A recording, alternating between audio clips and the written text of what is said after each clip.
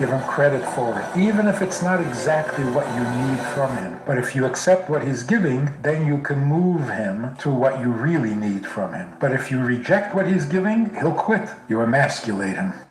All human beings need to feel needed, men more so than women, because men can't seem to justify their own existence. So unless they're needed, useful, productive, making a difference, they can't tolerate their own being.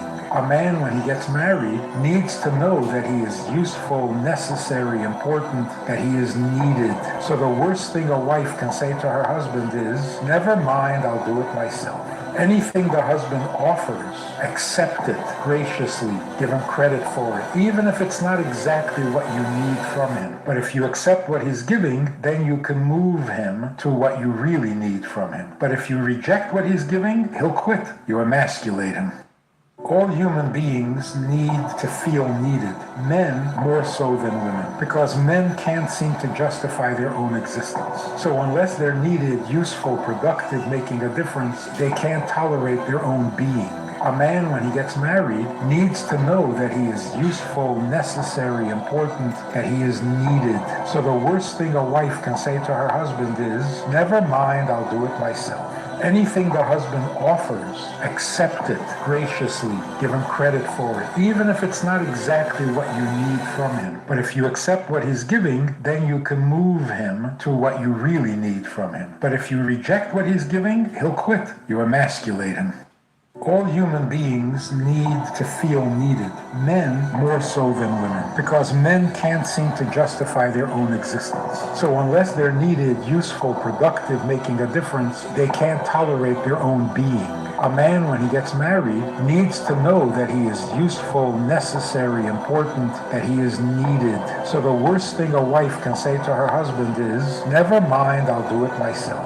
Anything the husband offers, accept it graciously, give him credit for it, even if it's not exactly what you need from him. But if you accept what he's giving, then you can move him to what you really need from him. But if you reject what he's giving, he'll quit. You emasculate him. All human beings need to feel needed, men more so than women, because men can't seem to justify their own existence. So unless they're needed, useful, productive, making a difference, they can't tolerate their own being. A man, when he gets married, needs to know that he is useful, necessary, important, that he is needed. So the worst thing a wife can say to her husband is, never mind, I'll do it myself. Anything the husband offers, accept it graciously, give him credit for it, even if it's not exactly what you need from him. But if you accept what he's giving, then you can move him to what you really need from him. But if you reject what he's giving, he'll quit. You emasculate him. All human... Good morning, everybody. Thank you for tuning into my channel called Take Heed to the Message with Abang Anwa. It just means Queen. Good morning, everybody. So I apologize for yesterday, okay? I had some family business I had to take care of, so this is why I was not doing a live. I was gonna do one in the evening, but I was like, no, let me just let it be, okay? So I'm here, okay? Good morning, everybody. Thank you for coming to rock with me this morning. If you feel the content, please hit the like and subscribe button, okay? If you feel the content. Also, donate to the channel if you feel the content, okay? If you've seen me before, hit that like button. If you've seen me before, hit that like button. So the title of this foolery today is Allison, well, we're going to say allegedly. Allegedly, Allison had a jealous heart towards Twitch. Okay? Now, you see the caption. I'm just ad-libbing to the caption. But you see what I'm talking about, okay? So, allegedly, Allison had a jealous heart towards Twitch, I'm sorry. May his soul rest in peace. It's hard to say may his soul rest in peace when you hear all this nonsense going on social media. So, good morning, Tracy. I see you. 18, I see you. Sister 1973, I see you. So I played that clip because there are a lot of men that there are a lot of men that go through life, go through their marriage with a woman that does not appreciate them. There are a lot of men that's in a marriage right now that the wife can't stand him. Okay? Now, my sisters, I want you to understand that there are times where, and this is common as well, that you will have a man like this. And when you have a man like this, more than likely he has been raised by his mother alone. Okay? Because these characteristics are for women. Okay? So if you have a husband like this, okay? If you have a husband that acts like this, like very jealous hearted, stuff like that, he's been raised by his mother alone. Okay? No one else raised him. No one else was there to assist in him growing up. Okay? These type of men right here don't have a king mindset. You got to let them go. Okay? Just like a woman like Allison, this type of woman you have to let go. She doesn't have a queen mindset. You have to let her go. Okay? But Twitch was blinded. You know what I'm saying? He was blind to the fact that this woman allegedly didn't love him. You understand? She didn't love him. Because the way that you can talk about someone that you love, people can feel it. When you talk about this person, and you could just be on TV, but people can feel that emotion that you have towards your husband or significant other. Okay? So it breaks my heart because when I think about this situation, I'm saying, wow, this man, he really loved this woman because he even adopted that first baby. You know what I'm saying? And I thought the first baby actually belonged to an African American man, but the baby belongs to a Caucasian man, that oldest one. They just put some, the mother just permed her hair. Okay? So made her hair curly. Okay? So she looks like the other children. Allegedly. Okay? I don't want to get sued. Okay? Good morning, King Mad Mac. How are you? Long time no see, my brother. But I'll be seeing you in IG. Okay? So y'all gonna hear some noise in the back. I got, the kids are woke. It's early in the morning. But let's get into the foolery, okay? Yes, everything is alleged. My dear, you too loud in here. You too loud in here. So everything is alleged. Okay? I want y'all to understand that part, okay, before we go into anything. But I do want you to hear this one more time, and I want you to listen to the words, okay? Listen to the words. I want you to hear this one more time, but I want you to zone in on the words alone, okay? Let's go into it one more time. All human beings need to feel needed, men more so than women, because men can't seem to justify their own existence. So unless they're needed, useful, productive, making a difference, they can't tolerate their own being. A man, when he gets married, needs to know that he is useful, necessary, important, that he is needed. So the worst thing a wife can say to her husband is, never mind, I'll do it myself. Anything the husband offers, accept it graciously, give him credit for it, even if it's not exactly what you need from him. But if you accept what he's giving, then you can move him to what you really need from him. But if you reject what he's giving, he'll quit. You emasculate him. All human. Now, why I played that one more time is that I think we need to understand as women that you are the centerpiece, my dear. My sisters, when you are married, you are the centerpiece. Okay? Everybody pulls from you. They rely on you for everything. Do you understand what I'm saying? You are the centerpiece of the family. Everybody relies on you for everything. I got to say it again. I know I sound like Dr. Umar, but I got to say it again. Okay? Everybody relies on you, baby. Okay? So, what did I tell y'all? What have I always said? When you feel like you're drained, okay? When you feel like you're drained, the day was too much for you. Okay? I do this myself. When you feel like you have given all you can to the family and you feel drained, it's time for you to get all your strength back. You know how you do that? I need you to go lay on your husband. I need you to lay under your husband. Go cuddle with him, lay on him. Even if he's playing a video game, ask him, can I lay on you? He gonna let you lay on him and still play that video game. Do you hear me? Lay under him. You need to get all your fulfillment back. Even if he's in his lazy boy and he in his man cave, go in there and lay on him. Because you need to regenerate. You understand? I hope I'm saying that correctly. I hope I said that word correctly. So you need to regenerate. Do you understand? And he understands that. He understands that. I want you to look at something. Check this out.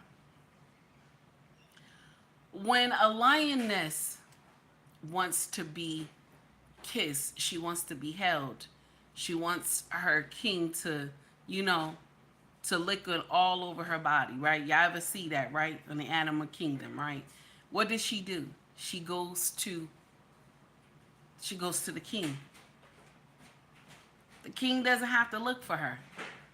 She goes to the king and she lays there. And he knows that he has to lick on her. He knows that he has to cuddle her because she's needed. She is needed, but at this time she needs this. And he knows. Even the lion knows that when the lioness lays there that he has to lick her because she needs help. You understand? She needs to be uplifted. See, my sisters, I want to share something with you. Marriage is a lot of people will get out here people will tell you marriage is hard. Marriage is hard, but it's how you play your cards in a marriage. It's how you play your cards in a marriage. Do you understand? Because when you feel that you can no longer, you feel overwhelmed. You understand? Listen to what I'm saying. I use it myself. When you feel overwhelmed, it's too much. Go lay on this man. Hug him. All the affirmations, everything that you have poured on this man. Do you hear me? Now, only how you can get all your strength back is if you have poured into him, you have poured into the children. You have given the children affirmations. You have given him affirmations. Now, when you're drained, do you hear me? Now you got to go over and collect. You got to collect, okay? This is how you do it. This is how the cycle of life goes in a marriage.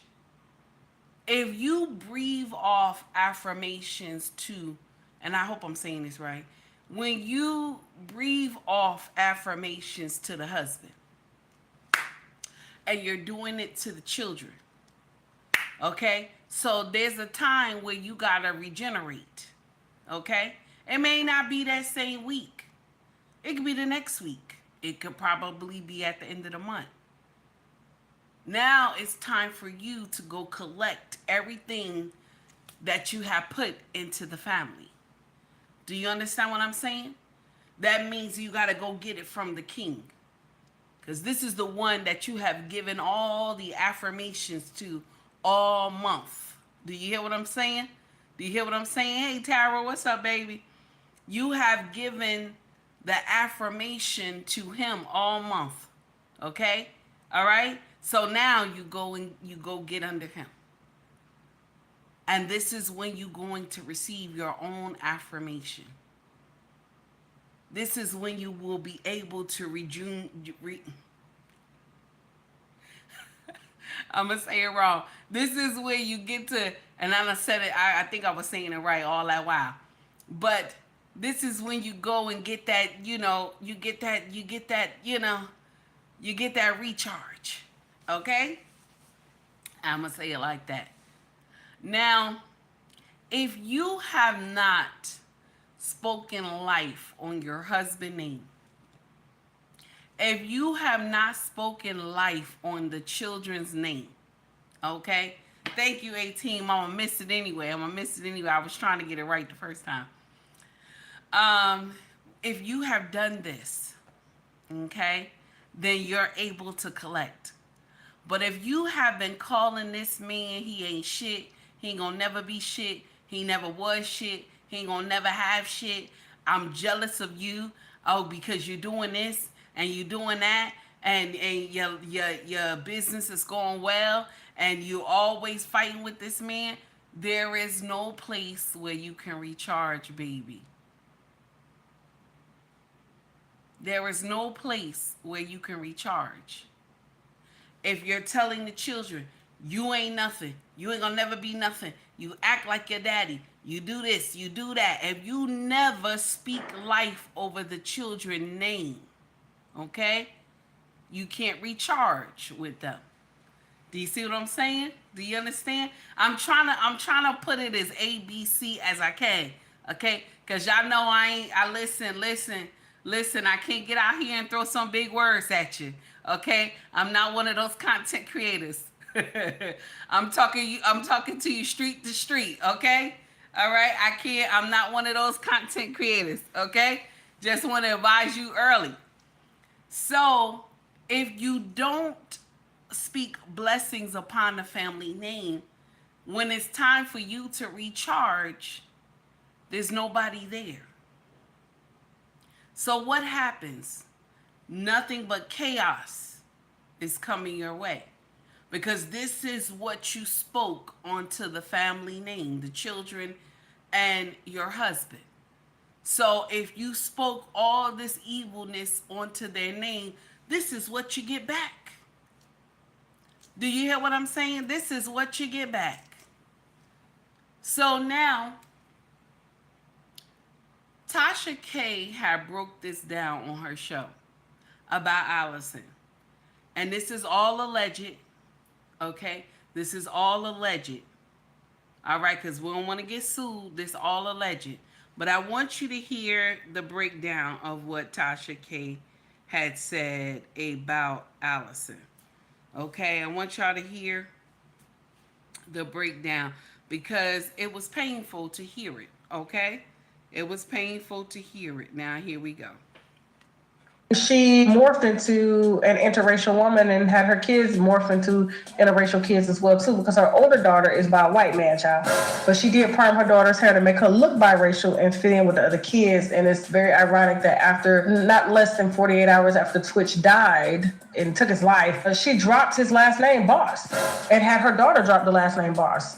And so, there's been reports of the family saying she made us sign an NDA, and she, pretty much admitted to that. She made everybody sign an NDA because she wanted her moment, and this was her moment, and she was going to take it by writing a book. Now, yes, she did find his diary, and the diary did detail not only this alleged sexual assault that took place between him and somebody that did it to him when he was a child and that he was struggling with and stuff like that, dealing with. The fact that the Ellen show was ending, his wife was putting all this pressure on him about what they were going to do for money because he was losing his job and stuff.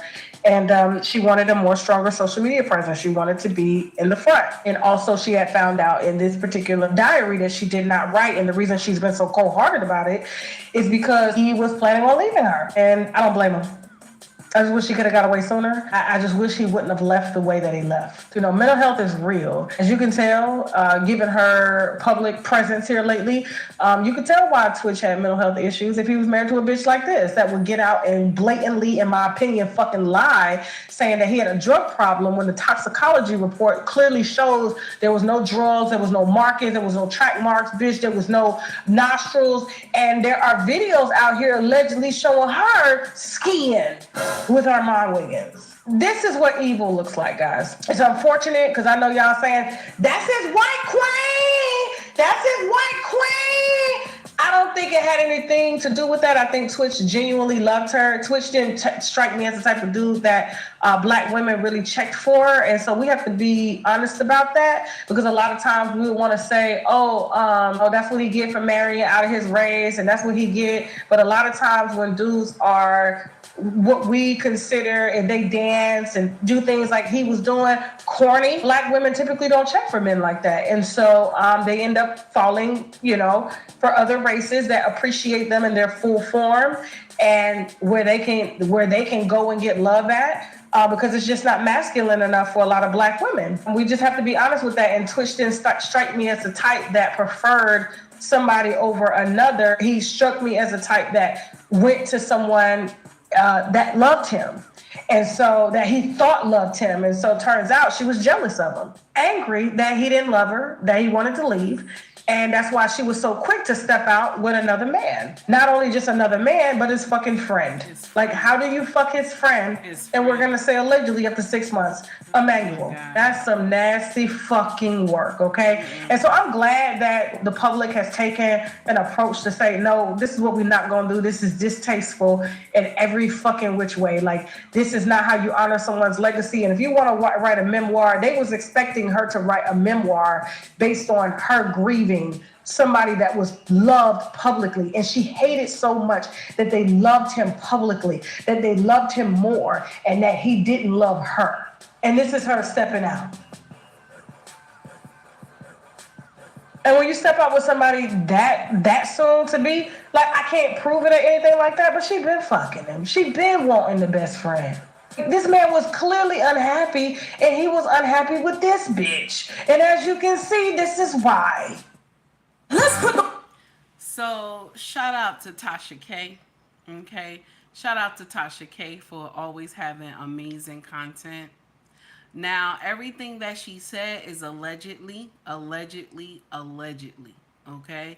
Because we don't want to get sued. Okay. Because I'm sharing her content as well. So this is the uncomfortable truth. When a man cannot provide for his family, this is nasty. This is nasty what I'm about to tell y'all. But it's true. Okay? This is the uncomfortable truth nobody wants to hear. Okay? One more time for the crowd in the back. Okay? Sister 1973 said, the streets you on is called the right of way. Thank you, baby. You made me smile while I was listening to Tasha K. But I want to share something with y'all sisters, and we got to understand this. When a man can no longer provide, this is not all women, okay? This is not just black women, okay? This is all colors, but it's not all of us. I want to make that clear first, okay? When a man cannot provide, he's no longer useful. That's nasty, right? That's nasty, but it's true. When a man no longer can provide, he's no longer useful. Okay? Men are only loved because the way he takes care of the family, even by the children. If the mother doesn't teach the children how to love their father, they're not. See, only when they're small, they love the daddy, because that's what they see. They love the daddy when they're small. But when they get older, and they always see you, mama, bringing in everything. This is, I always tell y'all this. When they always see mama bring in everything, clothes, food, all this stuff like that, and daddy's always at work. The kids don't understand how you got that money. So sometimes you'll hear the kids say some sly stuff like, daddy ain't never home, Anytime I have an event, daddy ain't never there, mama, you always coming and this and that. And this is when you got to sit those kids down. Good morning, straight up, no, Miss Straight Up, no chaser, troublemaker, good morning, okay? This is when you got to sit these kids down and say, nah.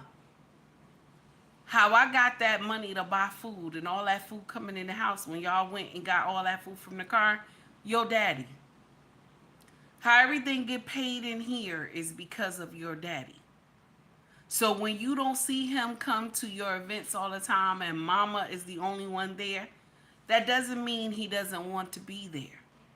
It means he's at work trying to make sure we keep a roof over our head and food on the table and clothes on your back and shoes on your feet.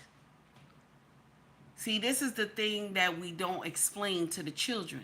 And so sometimes the children grow up with a little hatred in their heart to the daddy. Mama, you wear a lot of hats. Do you hear me? You wear a lot of hats. There's some things you have to do. Do you hear me? You have to let those children know where that bread and butter come from. And because some of us don't, children grow up and they dislike their father. Okay? They dislike him because they believe he's never there. But it's his breaking of his back and ankles and knees and everything like that that is upholding the family. And when mama doesn't encourage that, good morning, Shay. When mama doesn't encourage that, the children will grow up and dislike this man. I want you to understand that part, okay? So also you heard how Tasha K said that Allison was jealous, allegedly, of Twitch and how much fame he got from dancing and stuff like that, okay?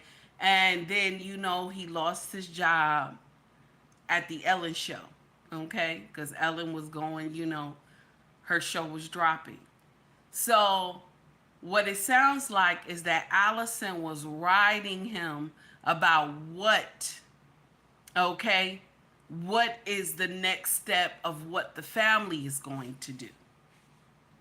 Do you hear what I'm saying? So she was riding him about what is the family going to do. You don't have Ellen job anymore. What are we going to do? Instead of hindering this man as them being one, because when you marry, you become one, we got to work on what we need to do. Okay? We got to work on what we need to do. Not you, and you're pointing fingers at him. And I'm going to share something with you. The way that Twitch felt, okay, the way that he felt, a lot of men are going through what he was going through. A lot of men have seen this dark time. Do you hear what I'm saying? A lot of men have seen this dark time.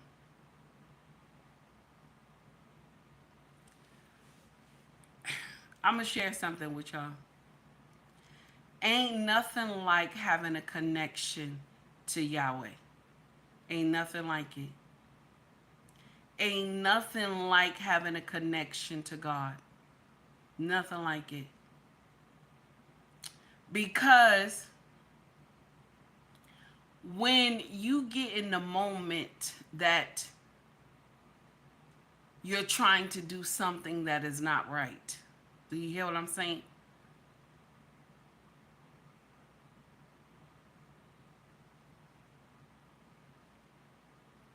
Yahweh will talk to you. He will talk to you. If you have a connection with the one true God, he will talk to you. It sounds like Twitch was overwhelmed. And the wife didn't help the situation at all. Hey, Mimi, what's up? That this grown man had a diary. And somehow she found the diary where he wrote in the diary he wanted to leave her, allegedly. Probably because of the nonsense she was taking him through. See, this is, and this message goes out to the brothers who believe that other races are better than us. I want you to share something. I want to share something with y'all. I don't care what color the woman is. Do you hear what I'm saying? I don't care what color she is.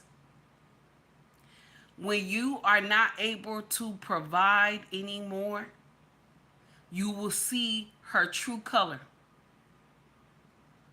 When you cannot provide anymore. You hear what I'm saying? When you cannot provide anymore,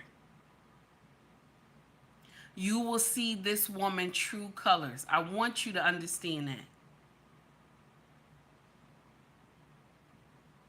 I didn't say all women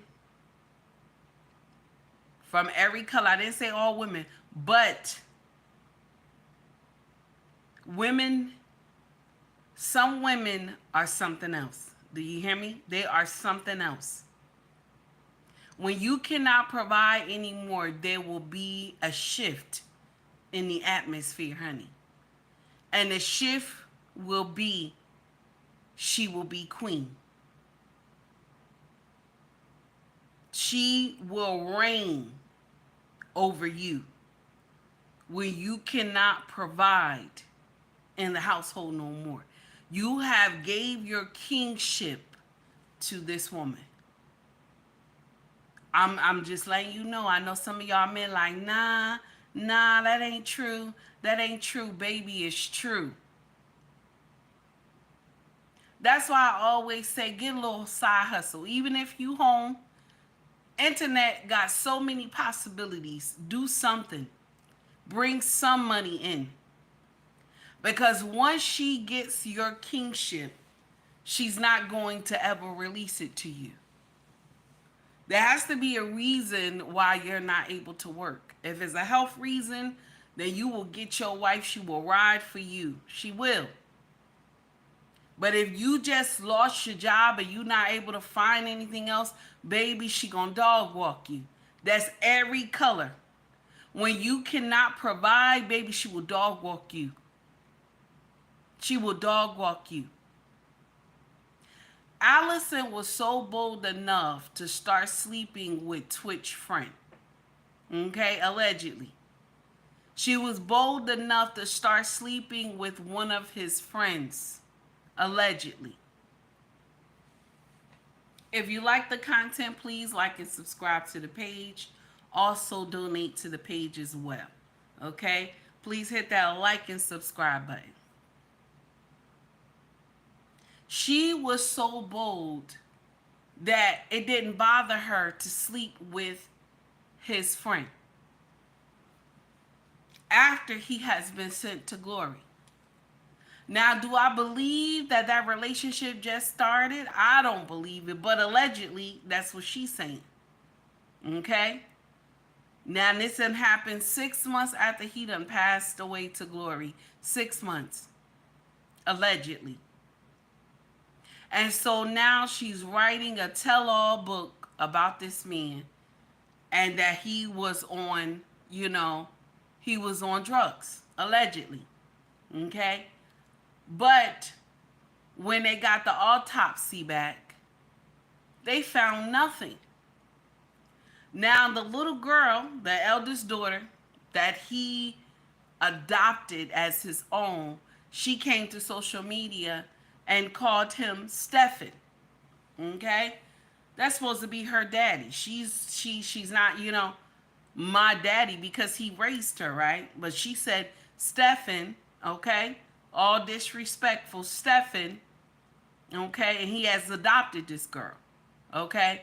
And she said, my mother never said he was on drugs. That's not true. That's what she said in the interview, okay? That's what she said in the interview. And it has been making waves. She said this in the interview on People magazine, and it has been making waves all over social media. So the young lady sat up there and said, my mother never said it, but she did. Now, is this baby supposed to come out and ride for her mother? Yes, it's her mother. It's her mother. She's going to. She don't want to see her mother disgraced. But the uncomfortable truth, Allison, is that why would you think it's okay to mess with Twitch friend after he passed away? Why would you think that that makes sense? And I'm going to share with you why. That mean green. Do you understand? That money will make a woman lose her mind if she don't understand her worth. Money will make a woman lose her mind. And the way they said, allegedly, that she was jealous of Twitch and everything that he has done, all the blessings that he had received, she was jealous of him. And I'm going to share something with you. A lot of women, y'all secretly do this to your husband. And I'm going to show you what I mean when I'm saying this right now. If your husband comes to you with a business idea, right? Okay? Or either he's talking about a business, and you never say to him, honey, continue to keep speaking it into existence. Continue to keep speaking into existence. If this is what you want to do, let's get into it. Let's go and see what we need to do. If you are one of those sisters that are saying that, God bless you. But if you one of those sisters that are not saying that, anytime your husband says something about a business, you walk away, you act like you don't hear him, you don't even say let's pray about it, you don't put affirmations on it, you don't say it's gonna come to pass, you are how can I say this? You are a saboteur. Now, I know I said that wrong. Okay. But that's what you are. You're jealous of this man. You are secretly jealous of him. Anytime he talk about a business, anytime he come home, he told you he got a raise, he got a promotion, and you not happy for him, okay? You not happy for him, you the problem. Let me share something with you. A man that has a king mindset and his wife becomes blessed, some good things start happening to her on the job, or she thinks about a business she want to do or something like that, and then the husband get behind her and say, baby, I believe you can do it, okay? Continue to keep pushing. You know how good this makes the wife feel when she sees that her husband is behind everything. I'm proud of you, this and that. This is the same affirmation that men need when they're trying to pursue something. But if you are behind him laughing and snickering and this and that, and you know he coming to you with ideas and you calling it stupid and this and that, or you not, you know, you don't want to help towards the business and stuff like that, you always criticizing him about it and this and that, you the problem. You secretly jealous that he's gonna make it 5 steps ahead of you. This is not good for the family. It's not good for the foundation of the family. And who is the foundation of the family? It is the husband. So if the husband feel broken by his wife, and if the husband feels that anything that he does is not right in your eyes, he can do the same thing that Twitch did. He can do the same thing that Twitch did. King Mad Max says marriage is not a competition. It is not. That's right, she is broken. You're right. So, this is how Allison was towards Twitch, allegedly. Now, could you imagine when Twitch found out he was going to lose his job with the Ellen show? He probably was heartbroken, trying to figure out what he going to do next. Because let me say it again. Ellen made him famous. Do you hear what I'm saying? Like, he was famous in the street for dancing, but Ellen brought him to, like, you know, the world stage. Everybody found out about him. So that type of, you know, blessing that came, she wanted to have that blessing. You see what I'm saying? But I want to share something with you, my sisters. God knows your heart. You see what I'm saying? God knows your heart. That's what it is. God knows your heart. God knows who to bless and who not to bless. I know it sounds nasty, but it's true. God knows your heart and what you want to do. So she wanted to have that, you know, the fame and everything that Twitch had, allegedly. Okay, good morning, green beans, allegedly. And so she didn't get that fame. Twitch got the fame.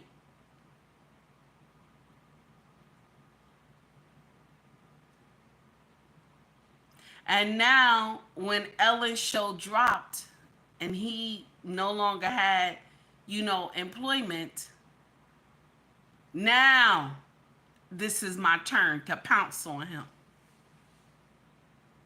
You know what I'm saying? This is my turn to pounce on him.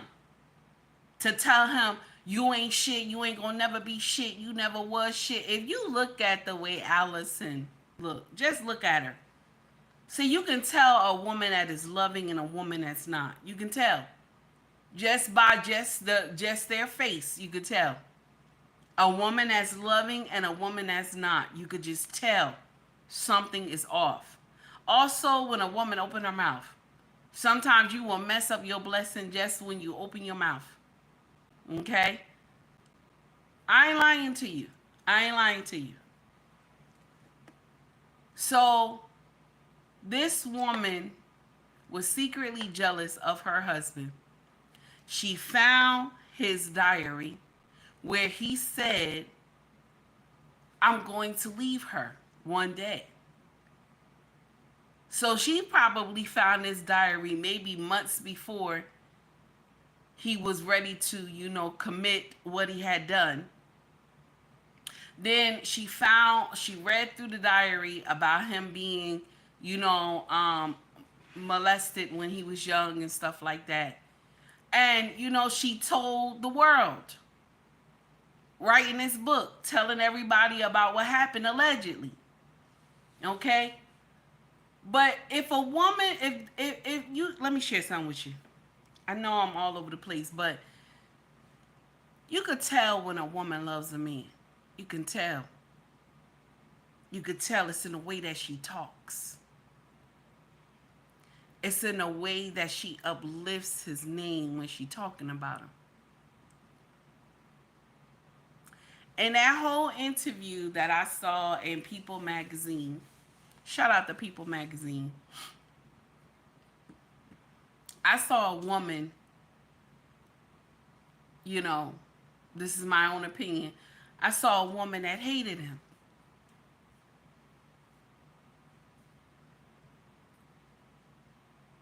You hear me? I saw a woman that hated him. And I know the sisterhood got out here and said black women don't have no part to play in this. That, you know, he married a snow bunny. And that's, you know, that's what happened to him. But I'm going to share something with you. This just doesn't happen with white women. This happened with black women too. Latino women too. When a man can no longer provide for the family, and this is nasty, and I know it's nasty, but when a man can no longer provide, he ain't shit to the family. He ain't shit to the family. I feel so, it hurts so bad.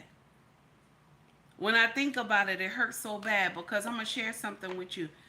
Men are the only people on this world, in this world, that they don't experience true love.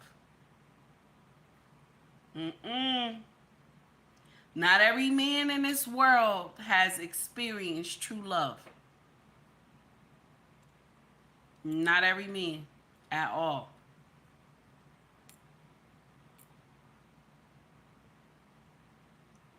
They rarely listen.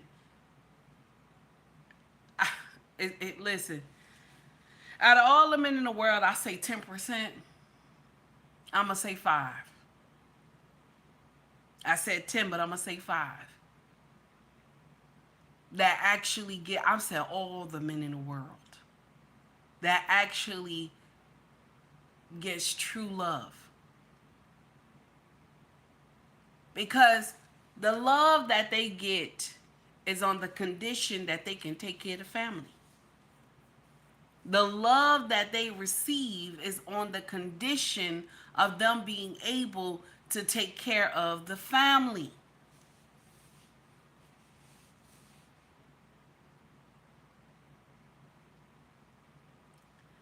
Y'all listen. My sisters,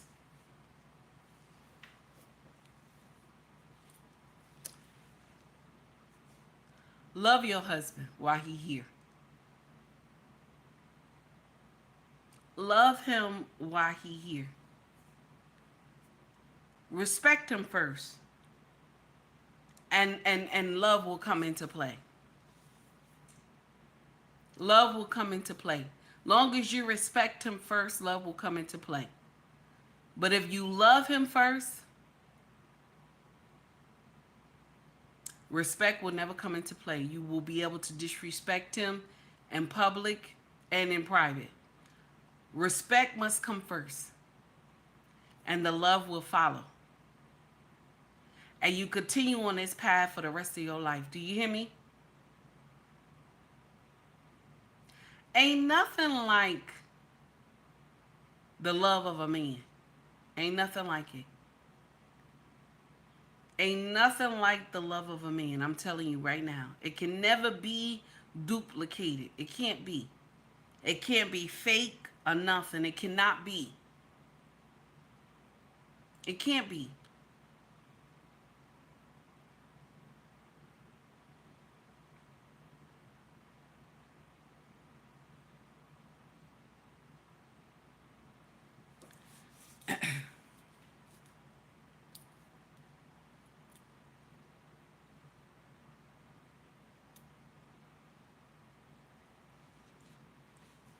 You know, because I have two sons,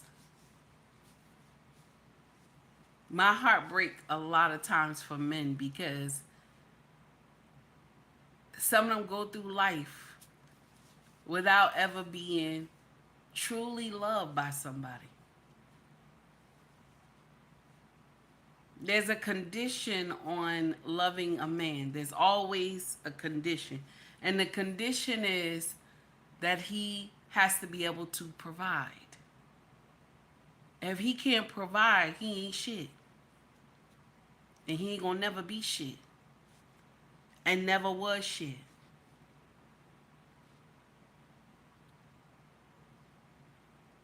A lot of women say, you know, women have it the hardest when it comes to life. Can you imagine going through life only being loved because what I can provide for you? Not just being loved because who you are. That's crazy.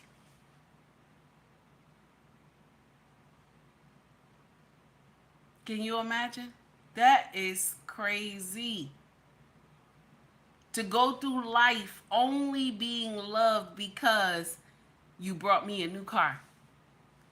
You brought me a big house. You sent money to my account. You paid all my bills. I only love you because of that. Because when we got to sit in the corner and eat some black eyed peas and rice, okay? Anybody who like black eyed peas, you know, I love black eyed peas.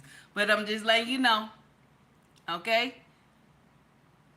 And we can only eat beans and rice in the corner. You know what I'm saying?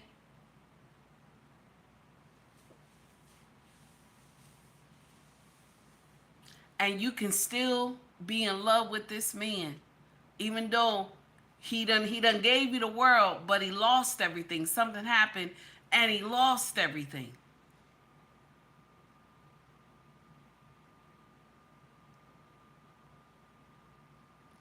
You got to ask yourself this question. Can you still love him when everything falls? God forbid, though. But can you love him when you're going through hardship? Can you love him when you're going through foolery? Can you love him?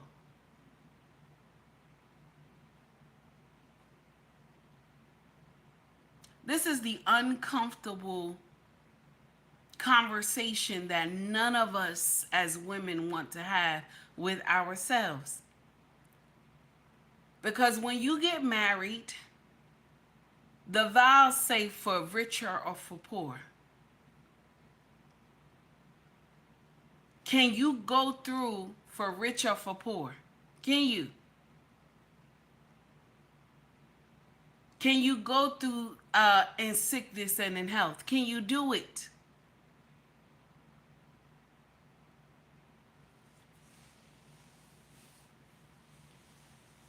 Because when a man cannot provide anymore, we're ready to trash him. We're ready to trash him.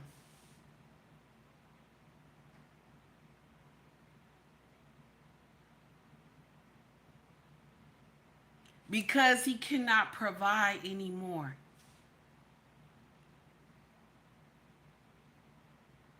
This is how you know your marriage can sustain. I'm going to share with you what I'm talking about. This is how you know your marriage can last to the end of time, is when you go through some hardship and y'all still hold on. And more than likely, it's always financial. So when you go through financial hardship and you can still hold on, Your marriage is destined to last. I'm going to share with you. That's just a little tidbit. That's just a little tidbit. If you can go through financial hardship and make it out through the other side, your marriage is destined to last. That's the most hardest thing in the world in marriage, is if financial hardship come and y'all can hold it together.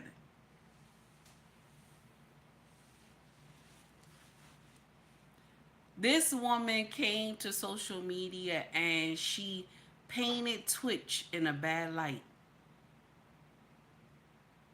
And I think she thought that everybody would get up here and agree with her. But this go to show you she didn't know how many people loved this man. This go to show you she did not know how many people loved her husband. Because soon as she came out, people were questioning, what is the motive? Why is she doing that?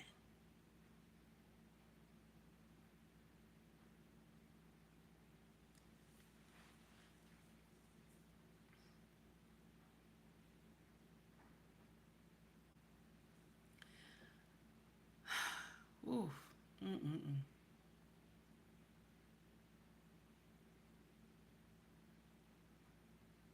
It hurts because when you have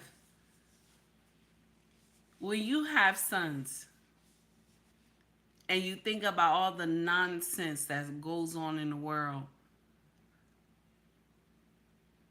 sometimes you get in here and you say the world hates men. Sometimes you say to yourself the world hates men.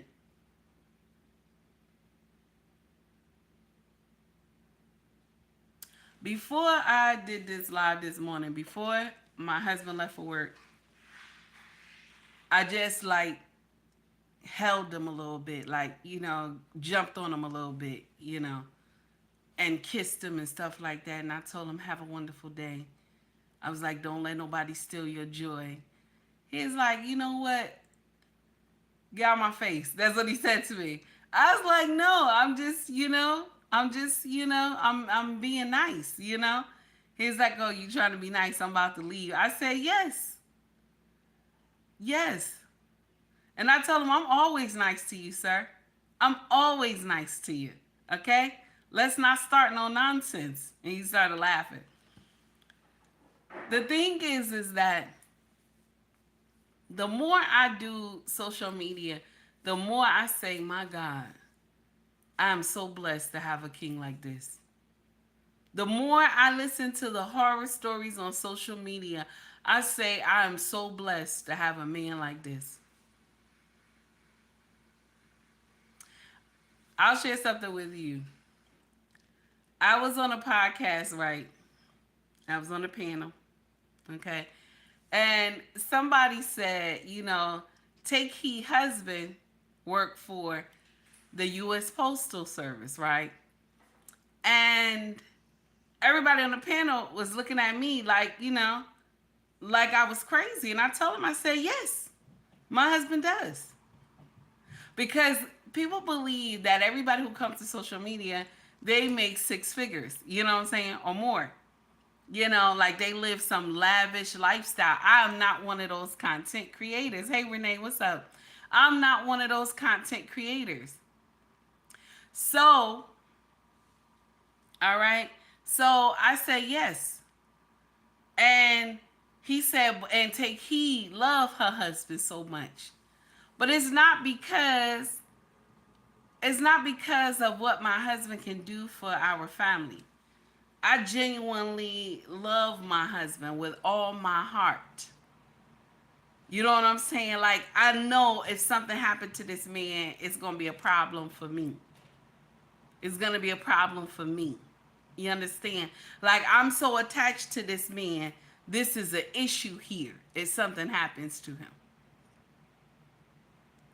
So when the person said it, I think they were trying to like throw shade at me, but I rose to the occasion. Like, no, I'm happy. You know what I'm saying?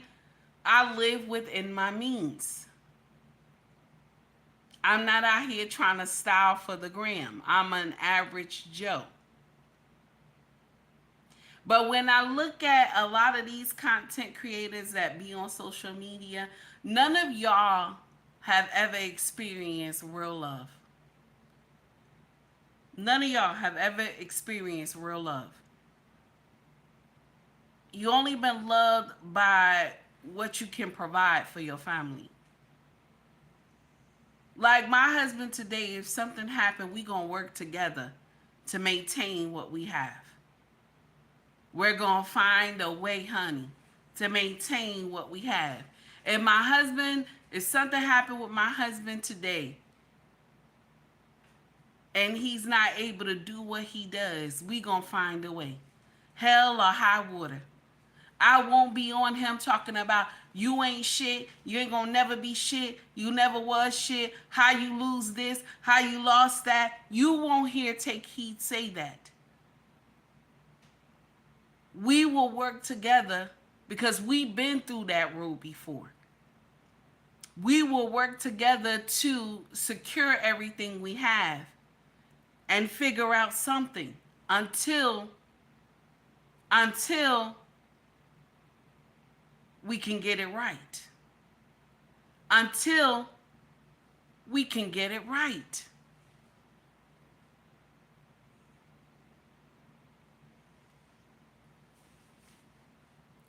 My thing is that a lot of us get married, we don't understand what marriage is. We only do it for the big wedding, the dress, the family come, everybody looks so beautiful. You don't know what marriage is. And this is why a lot of us fell at it, because we don't understand what marriage is.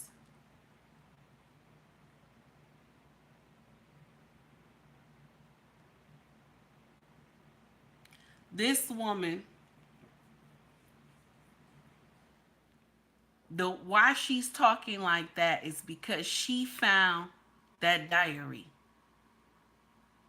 that he was going to leave her anyway, allegedly. When a woman knows that you're going to leave her, okay, she could get in here and do some nonsense on your name. She can lie, she can accuse you of all types of foolery because you said you don't want to be with her no more. I keep telling y'all, women of every color, okay, can do this. They can do nonsense that the devil himself has never seen. And because this woman didn't actually love Twitch, allegedly, didn't actually love Twitch, she wanted to see him fall.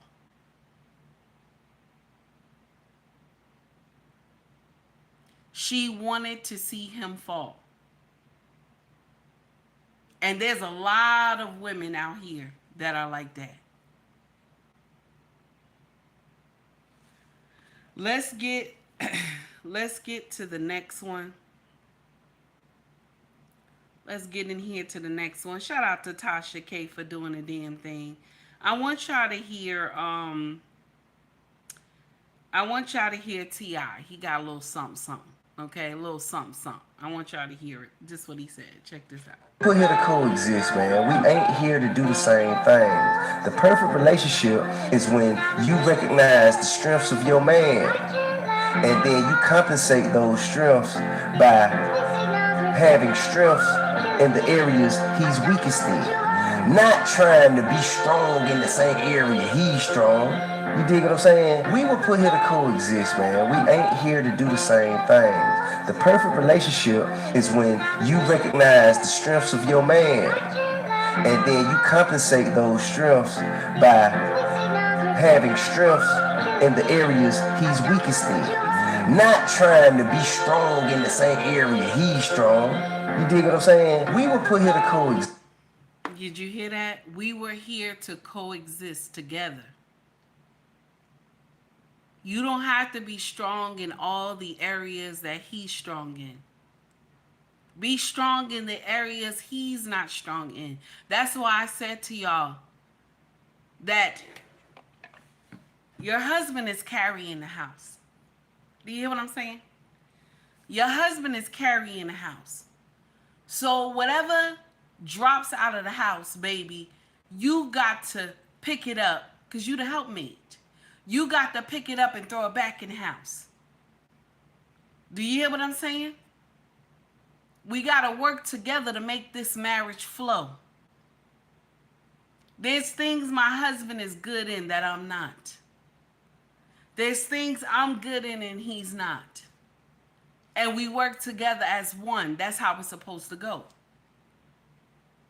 But when you getting up here and you want all the praise and the glory and all the affirmations, and you don't want to give it to your partner, the affirmations and the glory. You don't want to see them do greatness. Okay? You don't want to see it. You may have not even spoke it out your mouth, but it was in your heart. See, God knows the heart and mind. It was in your heart. So, your husband will continue to be blessed because God knows our heart and mind. Your husband wants to be great. He wants to open up this business. He wants to do all these things because why? He wants to take care of the family. Most men, when they do businesses, is because they want to take care of the family and not have the family suffer and want for anything.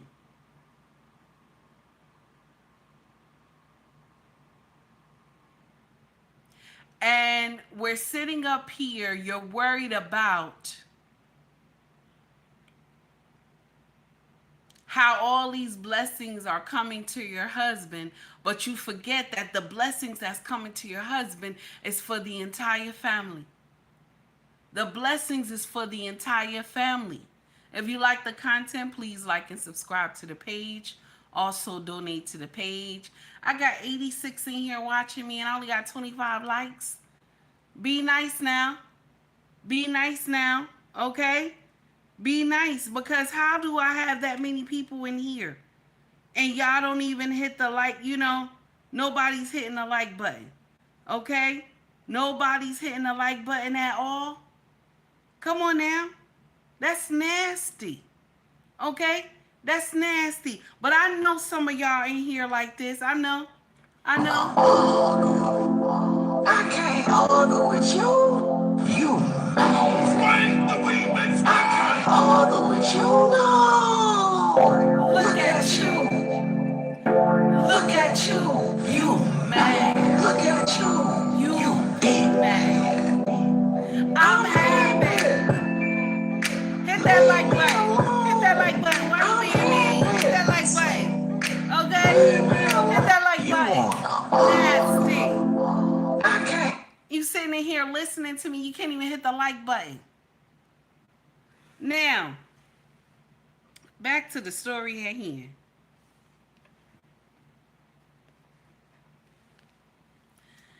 If you want to keep your marriage solid, a mindset change needs to be done. Because do you see how... See, the thing is, Allison didn't know that everybody was going to turn on her like that. She didn't know that social media went off like that. She did not think that was going to happen. She didn't think that one bit that was going to happen. See, because a jealous heart and a jealous mind is not wise.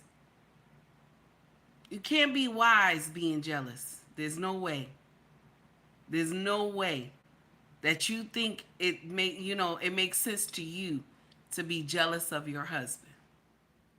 There's no way that you could be wise. Anyway, I want us to get to, let me see. Let me see. So we're finished with Allison. I wanted y'all to hear what T.I. said. That was amazing. I loved it. And I want us to get to one more thing. And this broke my heart when I heard it. There's a woman who she's divorcing her husband. They are in court. Okay? And I love that y'all brothers, okay, from every color, that y'all protecting yourselves. You know, when these ex-wives be talking to y'all on the phone and stuff like that. I love that y'all protecting yourselves because they say the worstest shit that, you know, I have ever heard. Like, they say some nonsense to somebody. Okay? So, at the end of the day, we going to say shout out to Allison. we going to get to the rest of our stream. we going to say shout out to Allison. Okay? And we going to say, listen. we going to say, listen, Allison, we don't wish you no harm. We don't wish you no evil, you know, but we want to tell you God sees you, okay? We want to tell you God sees you, okay? Green Bean said, take heed. Are you ready for what's coming for you? What did I do? I don't understand. All right, so now the 50-50 dad done shared this on IG, okay? The 50-50 dad done shared this on IG, and I want y'all to listen to this. Check this out. This is terrible. You want to start a war, start it, because I swear, Vince, I've been very patient with you. I've been very kind with you. But if you are going to leverage the business that I built and that I know how to run, and you know too shit about running it, do it, Vince. I'm giving you an hour to redeposit that money. And if you do not free deposit that money, I'm calling into the cops. I'm putting a restraining order on you, and I'm calling Donna and telling her to redraft the NDA where I get 100% custody of the kids. And I swear to you, Vince, if there is a restraining order on file against you where I have felt unsafe for my life and threatened by you, which I do, you will never see the kids again. You can move to Texas all you want at that point because you will never get them again. Do you understand me? I will move heaven and earth to take you down in this divorce. If this is the you decide to play, you have 1 hour to deposit that money, or I swear to God, Vince, I'm calling the cops and telling them how unsafe I feel around you and how mentally and emotionally you've been and how you pushed me up against the wall in the bathroom my last day in that house, and I had to tell you to get off me 3 times. Do you want to be arrested in front of your kids, Vince? Because that I can make that happen. Watch me. Who was that on that recording? That was me and my wife. Okay. And when did she tell you she was having an affair? I found out. If you want to start a war, start it, because I swear, Vince, I've been very patient with you. I've been very kind with you. But if you are going to leverage the business that I built and that I know how to run, and you know too shit about running it, do it, Vince. I'm giving you an hour to redeposit that money. And if you do not free deposit that money, I'm calling into the cops. I'm putting a restraining order on you, and I'm calling Donna and telling her to redraft the NDA where I get 100% custody of the kids. And I swear to you, Vince, if there is a restraining order on file against you where I have felt unsafe for my life and threatened by you, which I do, you will never see the kids again. You can move to Texas all you want at that point because you will never get them again. Do you understand me? I will move heaven and earth to take you down in this divorce. If this is the you decide to play. So this hurts me to hear this, okay? I tried to do it the second time. It hurts, okay? Because this is what we do as women when we have been caught cheating, okay? Now, she's married, okay? But he caught her cheating. So they're getting a divorce, okay? And so what happened was he took money from the business account, took all the money out of the business account, right? Okay? The business account and the business belonged to the husband, okay? She just did the work to sustain the business. I guess she did, like, you know, the invoices and all that stuff like that, okay? Shipped out the product, you know, okay? Because I'll share something with you. In my husband-owned business, I'm like his little secretary. I do all that stuff. Okay, everything that my husband just has the name. I'm the one who does everything. It's his business, but I'm the one who takes care of everything. Okay. Good morning, Mr. He said, how are you? It's good to see you. So I do everything in his business. Okay. And just like this woman right here, she does everything in the business, but she was cheating on him. You see what I'm saying? She was cheating on him. So he said, let me just get the money from the account. Let me just, let me get out of here. Okay? Let me get out of here. Thank you, everybody, for getting that troll out of here. Mr. He said, I appreciate you. So this is the uncomfortable truth. When women, this is so nasty. This is so nasty. I'm going to just say it. When we do not want to take accountability, right? Okay? When we don't want to take accountability, the husband caught her cheating. Okay? He caught her cheating. And so she's not mad that or feel bad that she cheated. She's mad and she feel bad that she got caught. It's not that she's mad because, she was cheating. No. She's mad because she got caught. The husband found out that she was cheating. And so now, since he found out she was cheating, now that he found out she was cheating, so now it's time to go all the hell out and start threatening him. Oh, you better put that money back in the account. I the one that grew that business. You didn't do anything to that business. Mind you, he wouldn't have been able to pull it out if the account wasn't under his name. If the business wasn't under his name, he wouldn't have been able to pull that money out of that business account. Okay? All right? Also, another thing too. She said, you ain't gonna never see your kids again. Okay? You will never see your children again. Okay? That's another thing too. When they can't get their way and you won't, bend to their will, they throw in your face, you can't see your children no more. You ain't gonna never see these kids anymore. That's what they do. And then they will get in here and tell the judge, this is normal. This is what they do. Anytime it's a divorce, it's 3 things that these women do. But this is what she said, okay? She said, I will tell the police that I am in fear for my life. You know what I'm saying? I'm scared of you, okay? So now the police will come down, you know what I'm saying?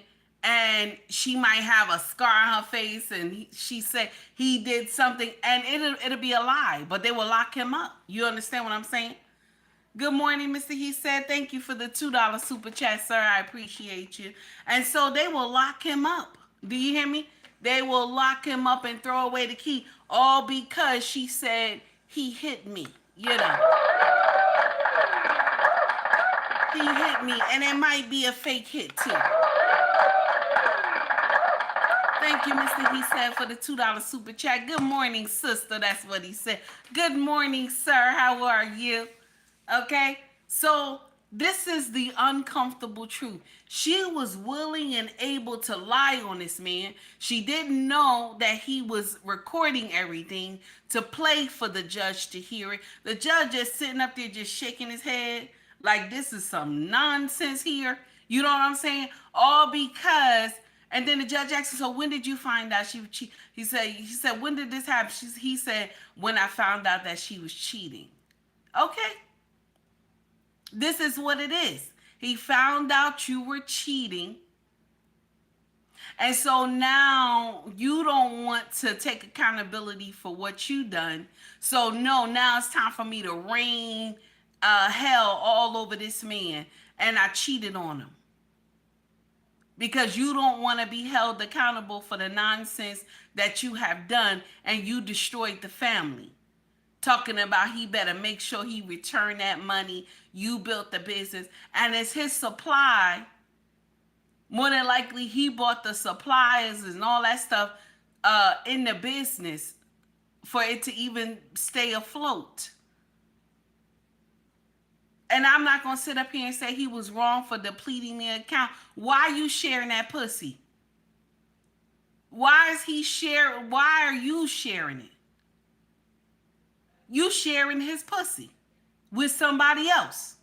So yeah, I agree with him depleting the account.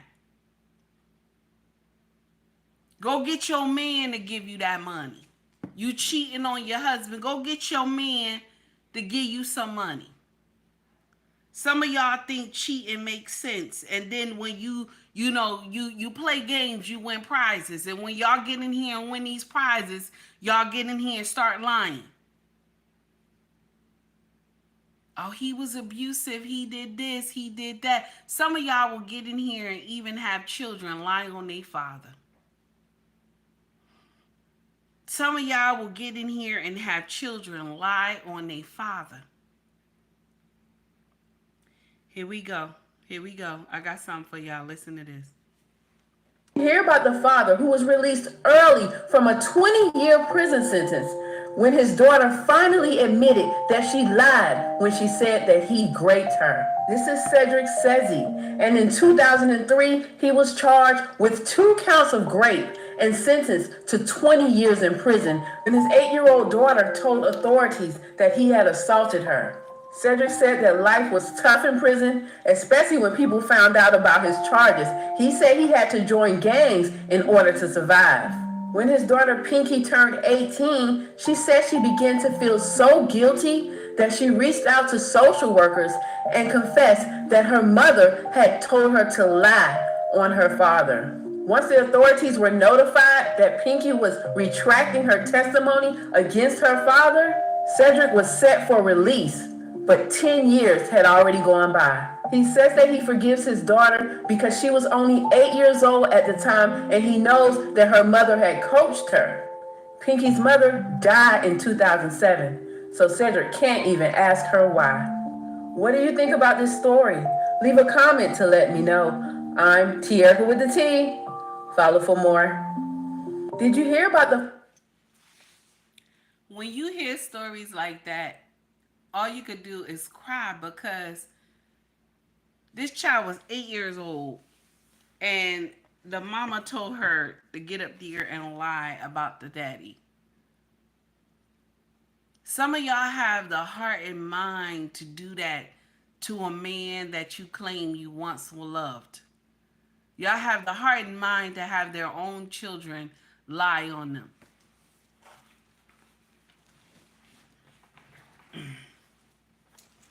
Now I'm going to share something with you. I had experienced this firsthand.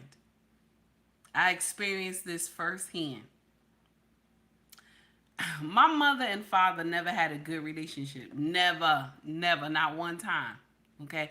But they were willing to do nonsense together. Okay? Y'all know what I mean, nonsense. Okay? So, but they never cared for one another. You know what I'm saying? Like they just did nonsense, okay? They love to just, know themselves. Okay, I gotta say it correctly because this is my mother and father. They just wanted to know themselves. That's it. But when it came to having a cordial conversation, all hell will always break loose. And I remember one time telling my mom that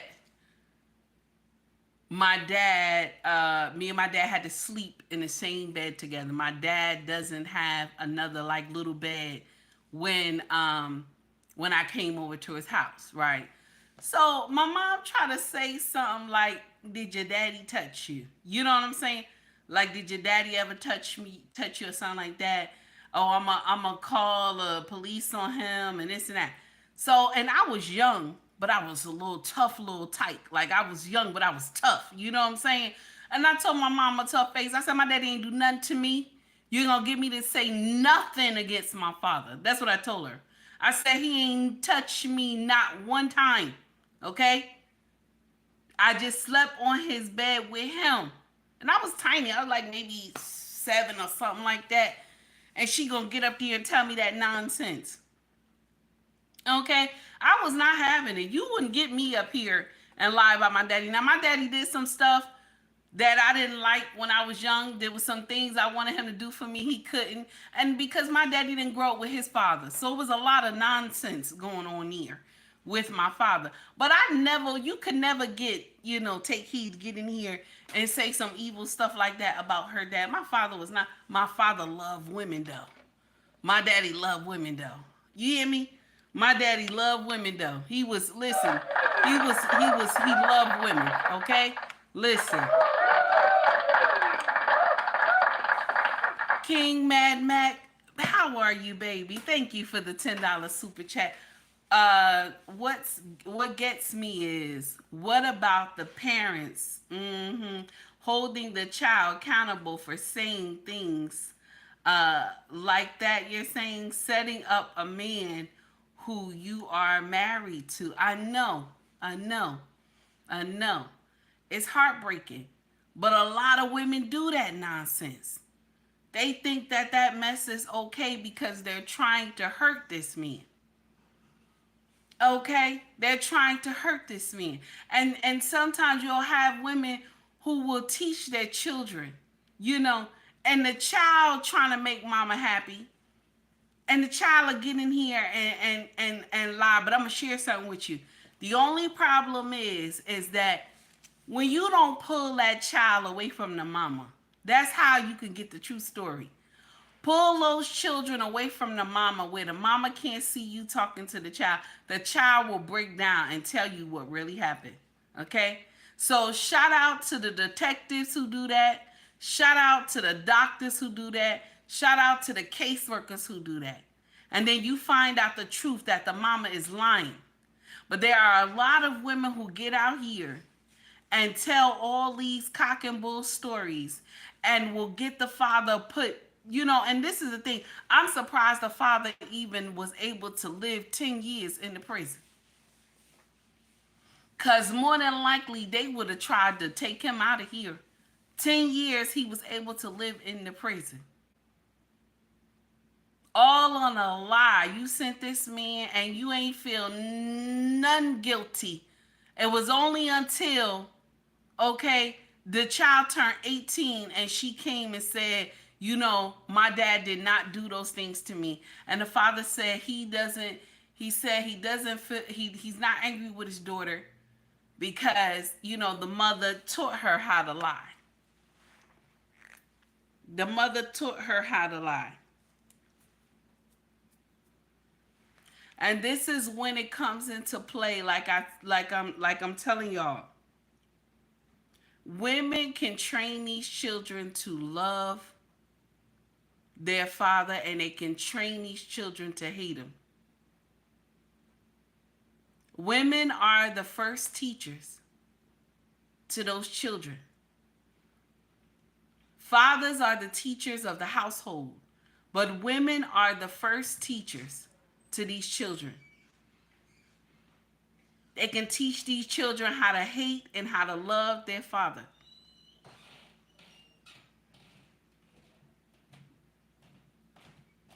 And only how I knew something was going on with my mom. Could I have fell for it? I probably could have. But only how I knew something was wrong. Because every time my daddy would come get me, there was a big war between him and my mother. Every time. And I saw the writing on the walls. And I guess because I lived hard. When you grow up hard and you grow up with a lot of stuff that's crazy in your house, your mindset and your street smarts, you know what I'm saying? I ain't gonna get up here and say I'm, book wise. I'm not. But street wise, you can't play me. I can see you from a mile away coming. Okay? But you know what? I got to do something about, sometimes I let my heart play in front. When I think you're a good person, sometimes I got to hold that back. I'm guilty of that. Okay? So when I say this and how we get in here and crucify these men for no just cause, okay? And you teach the child how to hate this man. I want you to know God sees you. God sees you. When you, one thing I have always been taught this, when you start digging a ditch for somebody, baby, you got to dig 2 ditches. Because you trying to wish for the downfall of someone, and then you turn around and you get it. Because look what happened. And I ain't saying that it's good, but the mama passed. The mama passed. The child at 17 years old, the mama passed. The mama passed. You was doing nonsense. Child 17 and you pass away. You sat up there and sent a death sentence to this man, and you got served the death sentence. Ain't that crazy for doing evil? I know that this is not, one of my streams that we be acting a fool like we usually do, but we have to touch on it. It's a little, serious today. We got to touch on it. But this is women from every color that do this nonsense.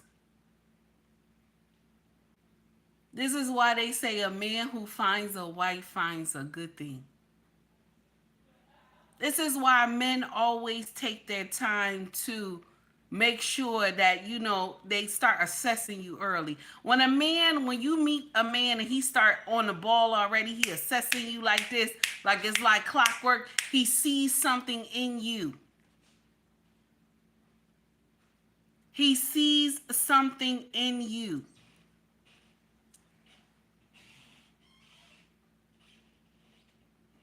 When he start assessing you, he sees something in you.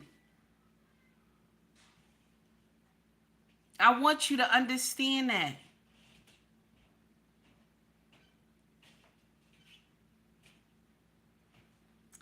I want y'all to hear this. Check this out right here. Check this out.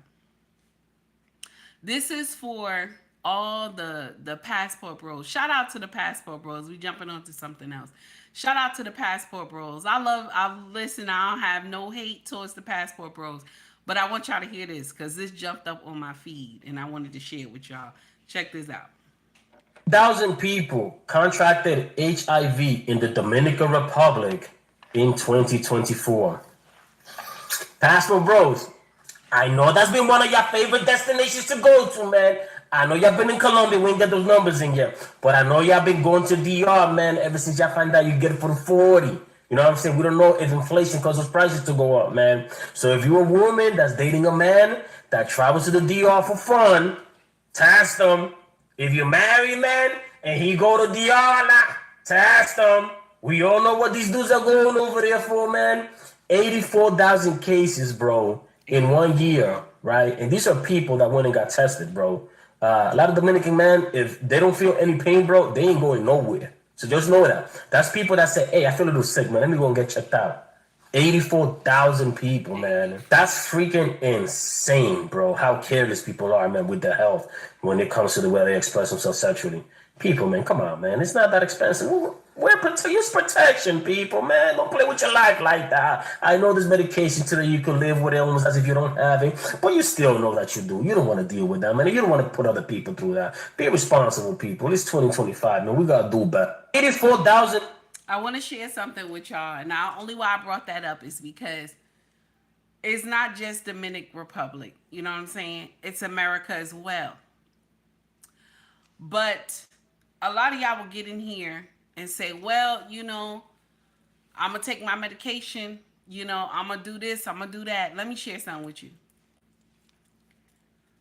The main goal and the idea is that don't be out here screwing raw dog. You hear what I'm saying? Don't be out here screwing raw dog. That's what it is. Don't be out here giving it to everybody. My sister's the same thing too, because y'all travel out of the country too. Okay? That's the main objective. Don't be out here screwing everybody. Okay? Because sometimes people don't tell you what they got. And then sometimes the people don't even know what they got. You got to understand that. Just because somebody look fine as wine, they can be carrying a whole package with them. Okay? I watched a young girl a couple months ago. She was beautiful too. Beautiful young lady. And she sat up there and said, it's not my responsibility to tell you I have HIV if you trying to kiss me. It's not my responsibility to tell you if you want to screw me on the same night without a condom. It's not my responsibility to tell you I have HIV. My heart broke in that instance. I said, what the hell? You know what I'm saying? What the hell?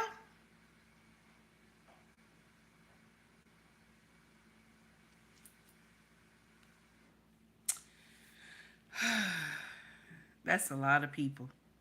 That is a lot of people. Okay? That's nasty. That's a lot of people. All right. Oh my goodness. I want y'all to hear this too. Shout out to Hollywood Unlock. Okay? I want y'all to hear this scenario. Okay? I want y'all to hear this. Okay? Renee said, is that still a crime? And in America, yes. In America, yes. I don't know about the Dominican Republic. I don't know. Okay? In America, it is. Yes, it is. So I want y'all to hear this from Hollywood Unlock. Okay? And this scenario sounds so horrible. I hate when these people call in to these radio shows and they tell their truth, but they're scared to tell the person that they actually wronging. You know what I'm saying?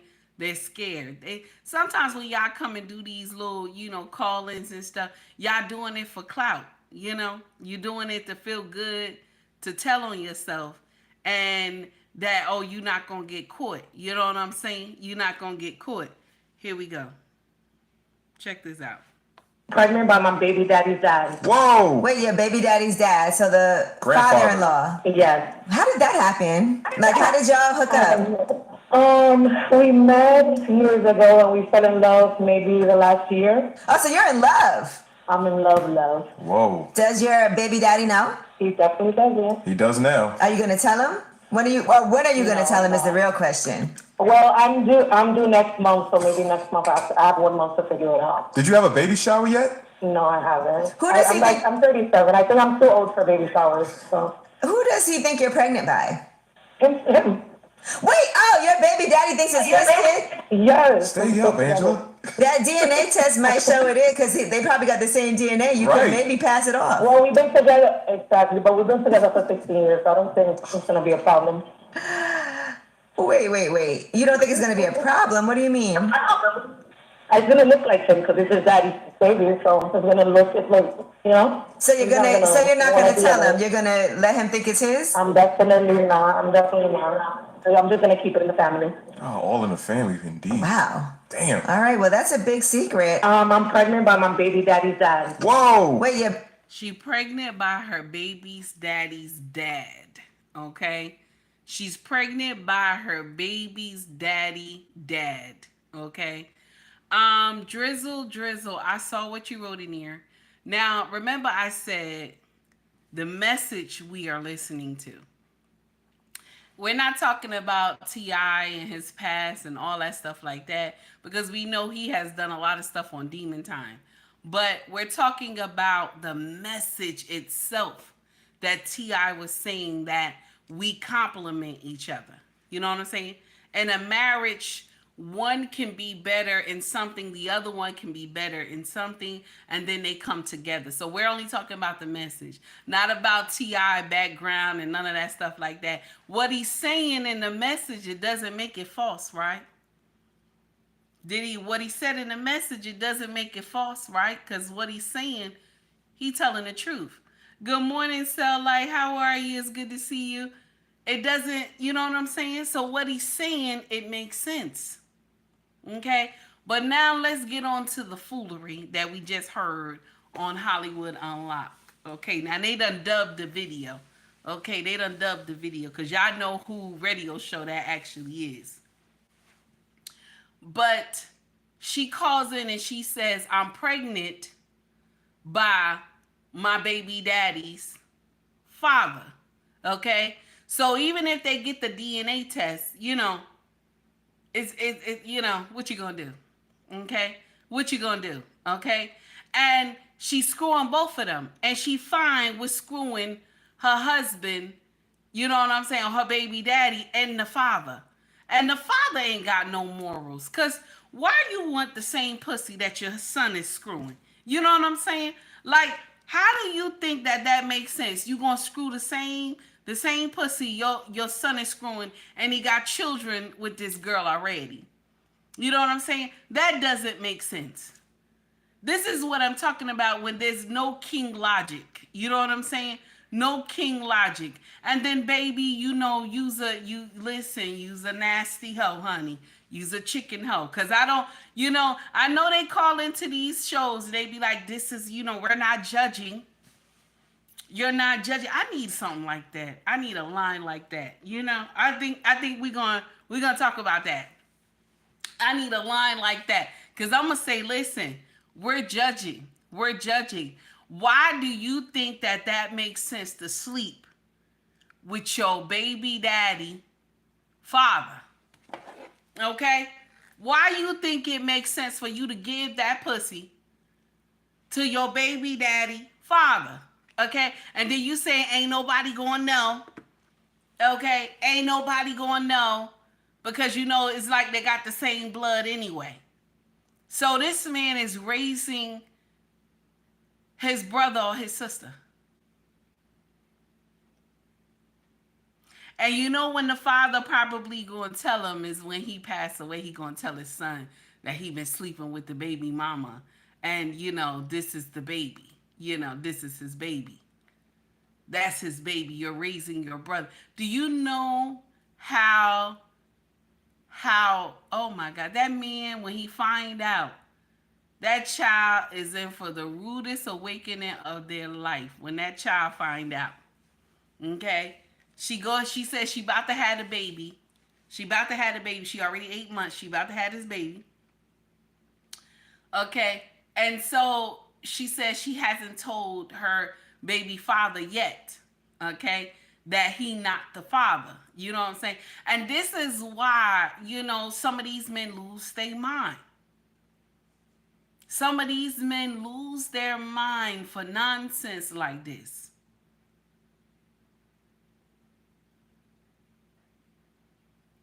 And she just act like it's all good because nobody knows her secret. She said, nah, I'm just going to keep it in the family. I'm not going to tell nobody. I'm going to just keep it to myself. Can you imagine? Can you imagine? The blood is so close. Ain't that crazy? The blood is so close.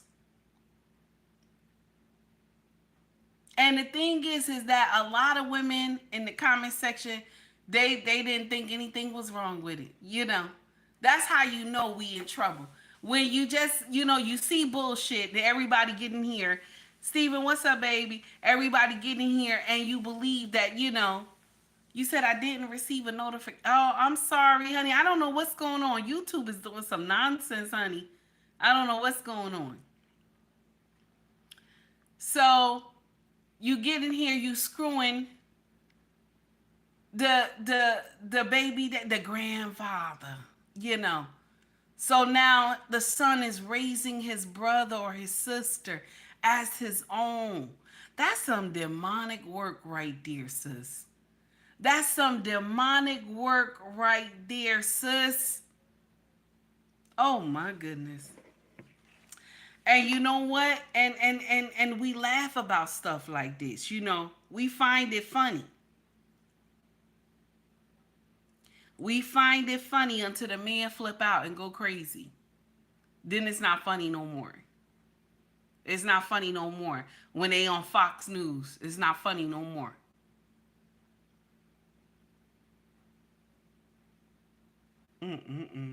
Oh my goodness. Now we going straight to tonight's conversation. I want y'all to hear this. We about to jump on something else, okay? tonight's conversation had a little something, something. It was a little something, something. We gonna listen to this. Check this out right here. It was a little something. It was a little too much. Okay, it was a little too much. Here we go. It was a little too much for me. I want y'all to hear it. Our first question to the mic. Okay, they hold hands. What the fuck happened? What's your name and what's your question? Listen, my name is Miss Moody. Hey, Miss Moody. Hi, I'm nervous, but I do have support here.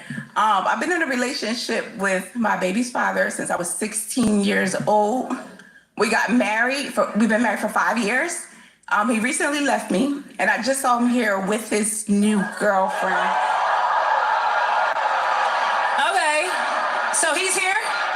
Okay, so what's your question?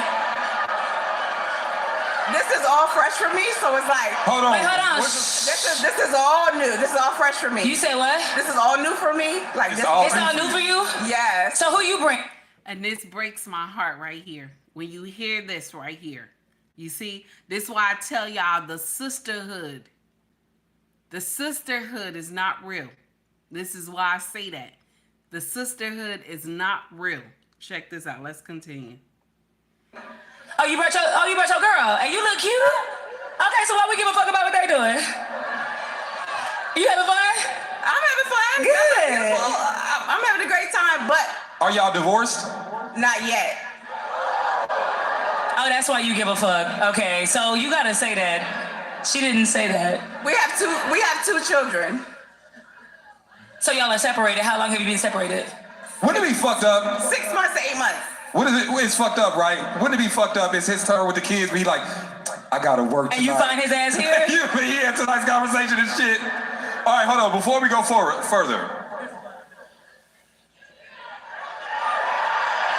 Hold on. Let's work this out.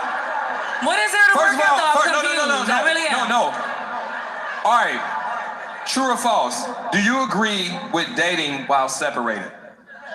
Yes. I'm sorry, let me clarify. He's been with the side chick for many years that he's denied. And it wasn't until recently that I found out. And now he's able to bring her out. Okay. So check this. She been with him since she was 16. They only been married 5 years, but she's been with him since she was 16. And so he has had a side chick for many years, and now that they're separated, he brings the side chick out for everybody to see her now. So everybody knows who the side chick is. Okay? This is why I keep telling y'all this fake sisterhood, this ish is not real. You got to understand that this ish is not real. Let's continue. Here we go. Oh. Right. Okay. All right, hold on. No more new information. No more new information. Okay. I feel like I know y'all. I watched the All right, listen. Come on. All right, let's tackle this piece by piece. Do you agree with dating while still married? Would you date a still married man?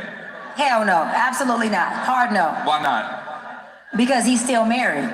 And because my thing is, I know that they have conversations that still probably represent marriage or still represent some flirtatious things, right or wrong? Not at all. You don't? Not at all. So y'all completely, I wouldn't do it either way, sis. I'm not dating your husband. Until he's no longer your husband, then he is not free to be my man or my husband.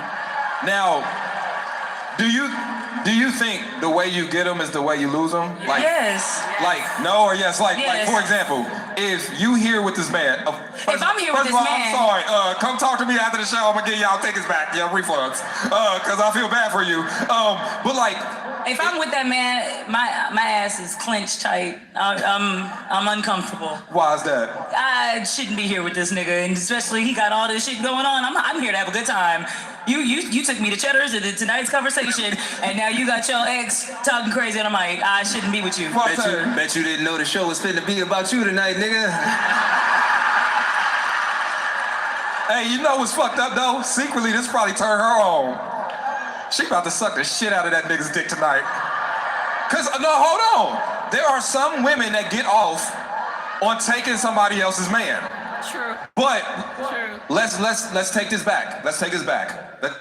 True, because y'all remember when I had put out that post about the 3 women who said they were side chicks and they were sleeping with married men, okay? And they was talking about, that's why your man was at my house eating my pussy the other night or something like that. Y'all remember they was, you know, so happy they were side chicks. And all of them was black women. That broke my heart. Here we go.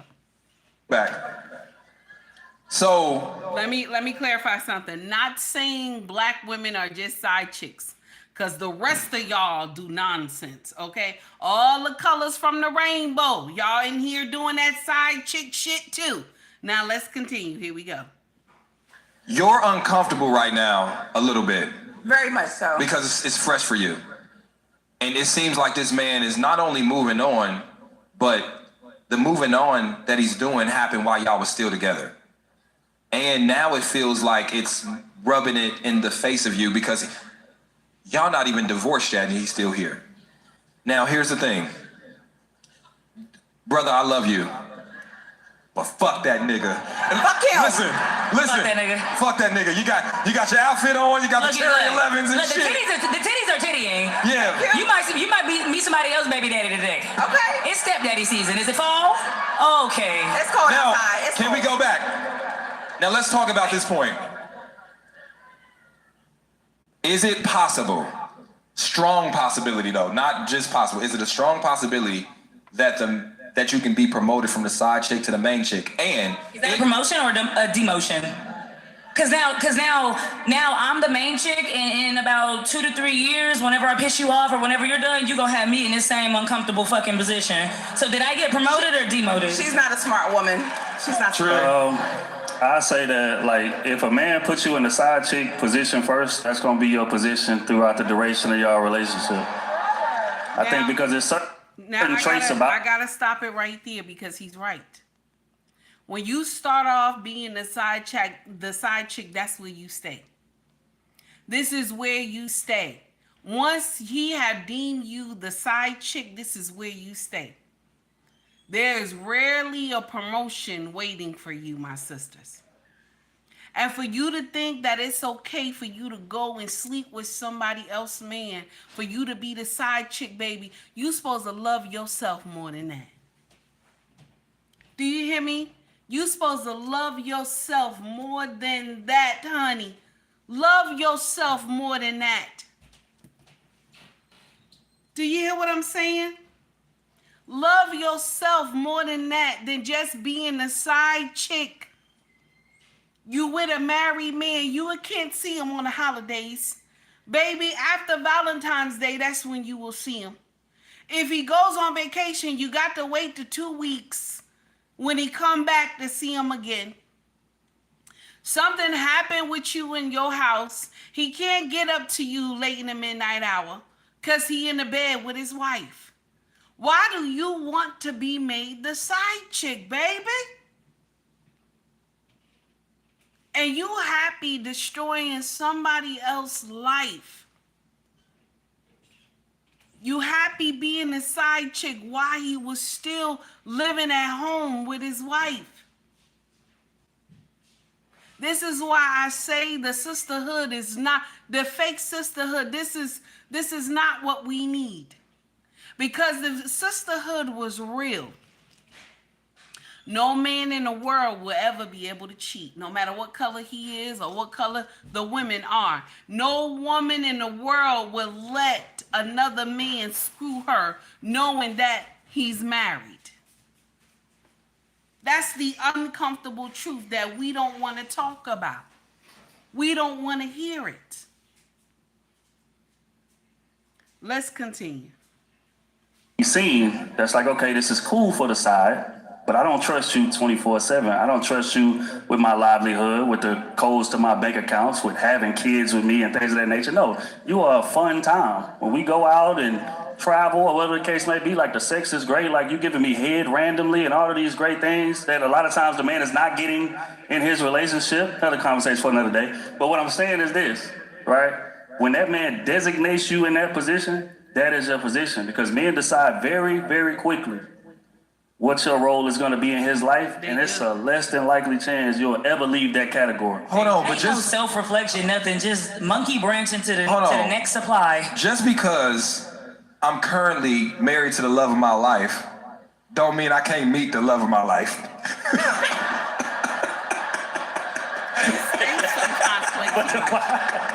The watch is that you kind of right, but I know, that's what I'm saying. Like, but if she's truly the love of your life, would she settle for that role right out the gate? Ooh. Now, here's the thing. I'm gonna tell you this. Grow from dirty soil. No, Nigga, I was gonna say. Hold on. I'm playing. Thank you for your question. I appreciate you. Hey, got a gift for you. Go to my table book. Now, I want to stick on this point real quick though. Kitty, why do you think people venture out of just without breaking them off completely first before they start infidelity? All right. Let's start. Okay. This is layered, so I'm gonna try to go down as much as I can. Anybody who steps outside of a marriage, usually it's because there's a lack of fulfillment, not blaming the other partner. There's a lack of emotional fulfillment, or they're looking for a void to be filled, or else they've gotten to that place to where commitment has become a huge responsibility and they're looking for that thrill. This is not me putting anything on the betrayed partner at all, because I don't believe that a betrayed partner should be responsible for the process of that healing in the beginning. And I also don't believe that the betrayed partner should be responsible for anything in regards to that. Now, I'm going to share something with you. I like what Kitty is about to say. Kitty is a married woman. I love what she about to say. But I got just a little pushback, okay? Just a little pushback. But I'm going to let Kitty smoke this out real quick. And I just got a little pushback when it comes to cheating in a marriage. Just a little pushback I got, okay? So let's let her let her cook, okay? Shout out to Kitty. Here we go. But whenever you see that the offending partner, the cheater, steps out, I'm going to say this to anybody who has ever been betrayed. I'm going to speak to you all. I'm sure there's been a lot of people who've been betrayed and they have dealt with infidelity before. Their betrayal is a reflection of their choices, not your worth. So don't attach your worth to what choices they made. When someone does not have an identity outside of their marriage, they look to their partner as a sole source of their emotional fulfillment. And that's where a lot of their unhappiness comes from. And then you start to feel guilty because they start pointing the finger at you to make you feel like they can equate whatever their offense is to your wrongdoings or whatever it is that you fell short on. Don't allow that to happen. This is the reason why post-infidelity, so many people actually struggle with recovering. But for the young lady who was just at the mic right now, I'm sure because you have dealt with that infidelity, it is still hard for you to process. But look at it this way, because sometimes you do have to reframe the way you see things in a way that you think.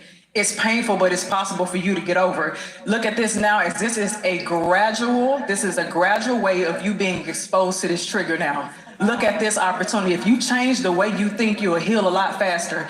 Be glad that now you see that this is a space that still evokes some type of distress. Yes. Now it's your responsibility to go ahead and start regulating those emotions and processing what's going on. Don't judge yourself for what this person has done. Don't judge yourself if you're angry, if you're sad, if you're confused, if you're disoriented, if you're disorganized. Don't judge yourself. This is where self-validation triumphs self-judgment. Start validating your experiences. You have the right to feel this way. You have the right to feel what's going on in this space right now. To that person who, if she said he's in the audience, oh, okay. Hey, baby. Yeah, wherever you are, I wish I can say something a little bit in true Kitty form. Right. But how disrespectful, how insensitive is it for you, the audacity for you to come into a space where you more than likely knew that your wife, who is still technically your wife, is going to be here. That shows the amount of respect you don't even have for yourself. In this instance, to come into a space like this, you are intentionally trying to punish this woman. I don't care what it is that you all have gone through. If you are not legally divorced and it's still separation and there are still feelings that need to be processed, don't keep on hurting somebody. Think about that. And if y'all have kids or anything else, think about what that's going to do to them as well. You need that woman to be in a good mental space. If you have children, especially for the sake of your home and your children. That's all I got to say. Clap it up, clap it up. Keita, did you have a question? I do have a question for you. Do you believe in dating while separated?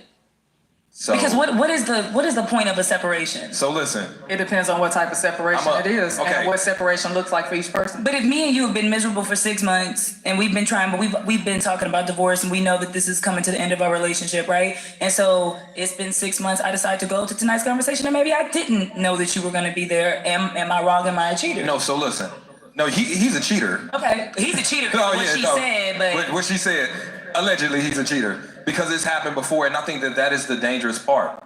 The dangerous part is neither one of those parties in that new relationship or whatever it is are absolutely sure that those feelings are authentic. For example, that man wanted to run away from his relationship, so he found somebody that was willing to have him run towards her. And then now that woman is getting the shades of a man that she never really saw. She liked him and met him when he was committed. So she got borrowed time, the good time. She didn't have to deal with the man that failed a little bit or was discouraged a little bit or had weaknesses. So now they get to really explore whether or not this is really gonna work out. And odds well, are, this date night sucks. This one, I'm not sucking your dick at all. No. Shit. Suck Like, his dick, you please. had your bitch Suck come his here. dick. Hey, listen, that's your man. Stand behind it. Please suck his dick tonight. That sucks. All right. What's your name? What's your question? We got our first question to the mic. So, this is my little pushback that I got. Okay, this is my little pushback I got. Shout out to tonight's conversation. Content is always fire. Okay. This is a little pushback that I got. So I saw Dr. Steele, how are you, sir? And I saw Side, what's up, baby? So this is a little pushback that I got today. Okay. They've been together 5 years. Okay. Been married 5 years. Been together from age 16. Okay. So all they know is each other. Okay. This is all they know is each other. And sometimes when you've been together that long, you don't value a person. You don't. You get comfortable in your space. I'm playing devil's advocate a little bit here, okay? You don't get comfortable. You get comfortable. You get comfortable in your space, okay? So maybe the way you used to dress in your marriage in the beginning, you don't dress like that no more. Okay, maybe the way you used to make love to him in the beginning, you don't make love to him no more like that. Okay, all right. I know y'all like take heed. Come on now. I'm just playing devil's advocate. Okay, because in a divorce, it takes two. Just like in a marriage, it takes two. Okay, so it takes two to get divorced. Okay, for you to have a divorce, it takes two. Both of y'all is playing a part in getting divorced. So you may not dress the way you used to. You may come to bed looking all scary and stuff like that. Or maybe you have an attitude with me. You know what I'm saying? Mind you, we grew up together from, age 16. So there may be times that I don't think I need to listen to you because we're the same age. I don't need to respect you because, we're the same age. I don't need to be obedient to you because you ain't my daddy. You know what I'm saying? So we playing devil's advocate here. I'm not saying the husband was right to cheat on the wife. I'm not saying that. But sometimes men cheat for something that they can't get at home. Okay? Some men cheat because, my wife don't suck my dick. You know what I'm saying? Some men cheat because, my wife don't suck my dick. Okay? Some men cheat because my wife got me on a schedule once a month. Okay? Once a month, I get to get that boo JJ. Okay? Once a month, I get the boo JJ. Okay? I'm on a scheduled time when I get the boo JJ. And maybe I want that pussy. I was trying to be clean, but I couldn't hold it no longer. Sometimes I want to get that pussy 4 or 5 times a week. But she got me on a schedule once a month. Okay? Or every time I try to initiate something, okay? And I tap her on the shoulder late in the midnight hour, she get ready to, she fighting me. Okay? She fighting me. Okay? She fighting me. You know what I'm saying? Because she don't want, she don't want to give me no loving. Okay? And so now, sister girl, this is the same thing we was talking about the other day about the desert in the water. Okay? I want your water because you my wife. I want your water because I'm in the desert. I want your water. I keep begging you for water. I'm tapping you for water. I'm tapping you for water. I'm tapping you for water. Okay? And when I keep telling you, honey, I need water, and you keep telling me, no, my head hurt. My back hurt. These kids was acting a fool. I just don't feel like it. Stop bothering me. How many times do you need to come get this pussy a week? You know what I'm saying? Why every time you want to sleep with me? Okay? So if a man keep hearing that constantly, okay? Constantly they keep hearing that, you're pushing him away. But you got this other heifer out there in the desert screaming to him, come get my water. Come get my water. It tastes good. Come get my water. So you will see him. He's trying to fight, he's trying to fight to stay on your side because this is clean water. He knows his wife has clean water. He know he can swim in her waters and he ain't got to worry about it, okay? So he's trying to stick there, okay? He's trying to get affection from you. He's trying to kiss you. He's trying to do extra stuff around the house because he's trying to get that pussy, okay? And then you promise him, oh, if you clean that garage, I'm going to give you, I'm going to give you some pussy. You clean that garage, you know what I'm saying?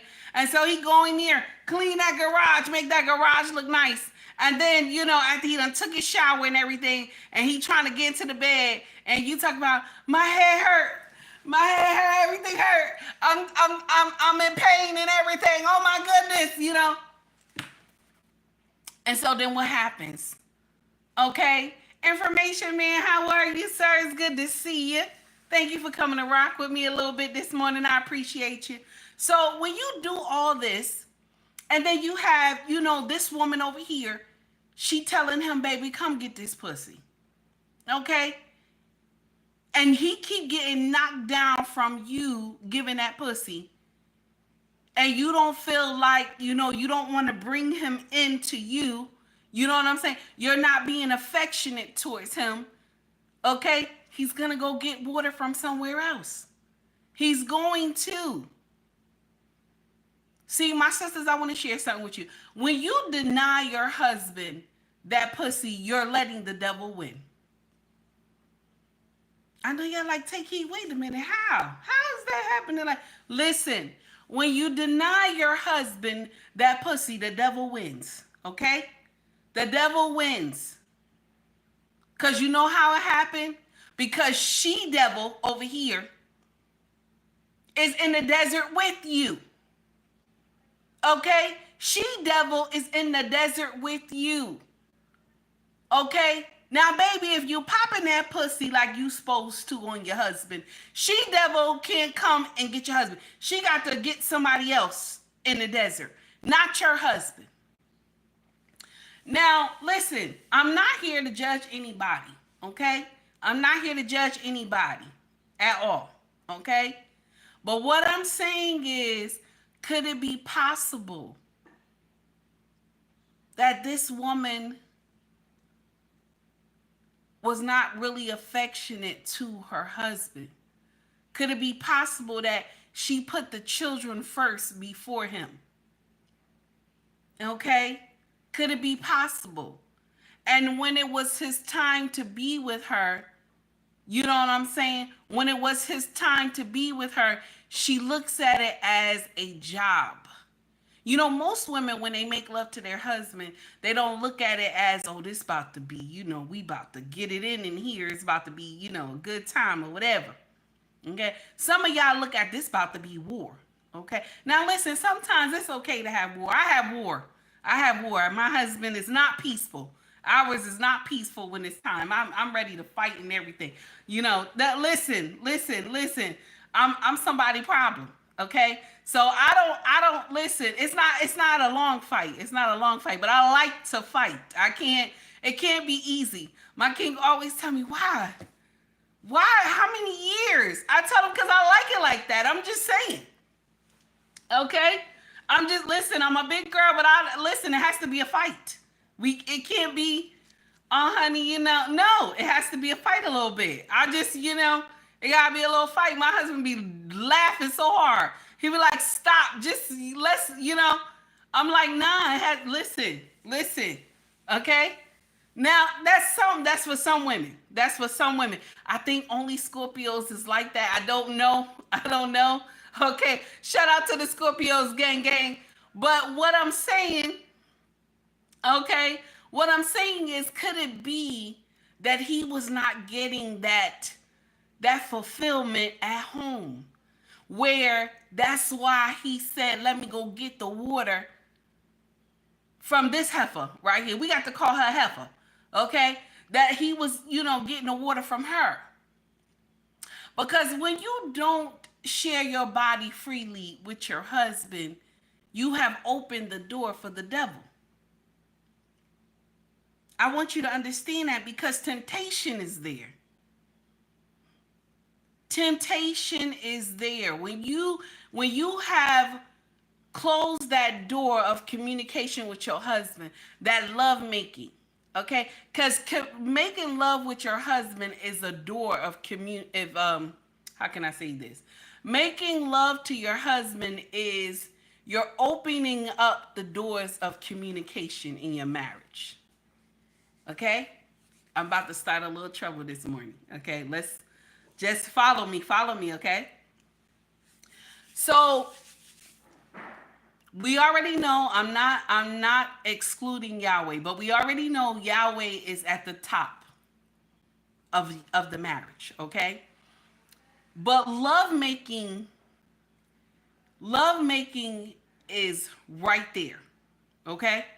Love making is right there. It is essential for the marriage to hold. I know some people are going to tell you, nah, take heed, that's not true. It's true. In marriage, love making is essential. Why I'm saying this, check this out. Say you haven't been screwing your husband. We're gonna say maybe like 3 months or something like that. You haven't been screwing your husband. You just stop screwing him. Okay? So every time you see him, he got like an attitude. You know what I'm saying? Attitude. Okay? Every time you ask him to do something, it's an attitude. Every time when you ask him for money, it's an attitude. You know what I'm saying? All the time, because he feel that you don't love him. Now, I know you're going to say, well, how did he equate that to say, this is, listen, okay? So, when you have the well, it has run dry. There's nothing there, okay? And you have not done anything with this man. Anything you try to have this man to do, he not going to move. He won't move, okay? He won't move, okay? Because he feels some type of way. Okay? He feels some type of way. He's not going to move. And I'm only saying this is because it's a life lesson. Okay? It is a life lesson. Okay? He's not going to move. But if you have love making at the helm, okay? If you have love making at the helm, everything else trickles down easy. When you need him to do something, he gonna do it. When you need him to give you money, he's going to do it. It's gonna be easy. It is going to be easy. I didn't say you're gonna be able to do anything you want to do to your husband, but I'm saying it makes it easier. Because you want to know why? He feels that you want him. See, ain't nothing like a man feeling that his wife want him. Ain't nothing like it. This is why when he's ready, do you hear what I'm saying? This is why when he's ready, let me change something in the chat real quick because I see people writing nonsense. Here we go. All right. So when he wants something, okay, how can I say this? I'm trying to say it. Okay. So what I'm trying to say is that when you need something from him, okay, it's going to be easy for him to do it because he feels that you love him. By you being open to him and wanting to always greet him. You know, there are men that tap their wife on the shoulder so many times at night, and the wife act like, you know, she don't feel that tap. Okay? But when you first feel that first tap and you turn to the side and you look at him and you tell him, baby, come on. This you don't know what kind of joy that you just gave your husband. You don't even know. When you feel like welcoming, you know what I'm saying? When you open up, you know, you spread those legs like the Red Sea. When you open up, that's a door of communication when you open this up. Do you hear what I'm saying? Because he don't need to go out and look for it. He has it at home. See, men who are wise, they understand that they have this at home. They don't need to go out there and be trying to find it. You know what I'm saying? With any type of woman that look good on the street. Because he know if he get out there and do some nonsense, he could potentially get something he can't, you know, get rid of, or either bring a baby into the home. So if you welcoming with that JJ towards your husband, he's going to always come and drink from your fountain. Do you hear what I'm saying? He's going to always want to come drink from your fountain. Be open to always giving up that JJ to your husband. Stop doing that scheduled time. Try to at least do it 3 to 4 times if you can a week. Get better at it. Get better at it. Be able to not even count it when you give him that JJ. You understand? Be able to not even count it. I'm just saying. I'm just saying we have to do better. So there could be more, there could be so many reasons, okay? There could be so many reasons why the husband cheated. We don't know why. But when you hear women come tell their story like that, you know, it breaks your heart because you immediately want to take her side. But it could be that he could get up there and say she wasn't fucking me. We ain't fucking like 6 months, a year. She kept telling me no, no, no, pushing me away, and I stopped asking. And that's what husbands do. That's what they do. And they keep asking, and it's been 2 months, 3 months, 4 months, 5 months, 6 months, and nothing happens, they stop asking. They will stop asking. And that's when you gotta worry. First of all, you should have enough common sense not to have them wait like that in the first place, because you're welcoming the devil in. But you hear tonight's conversation, they felt bad for her. They felt bad for her.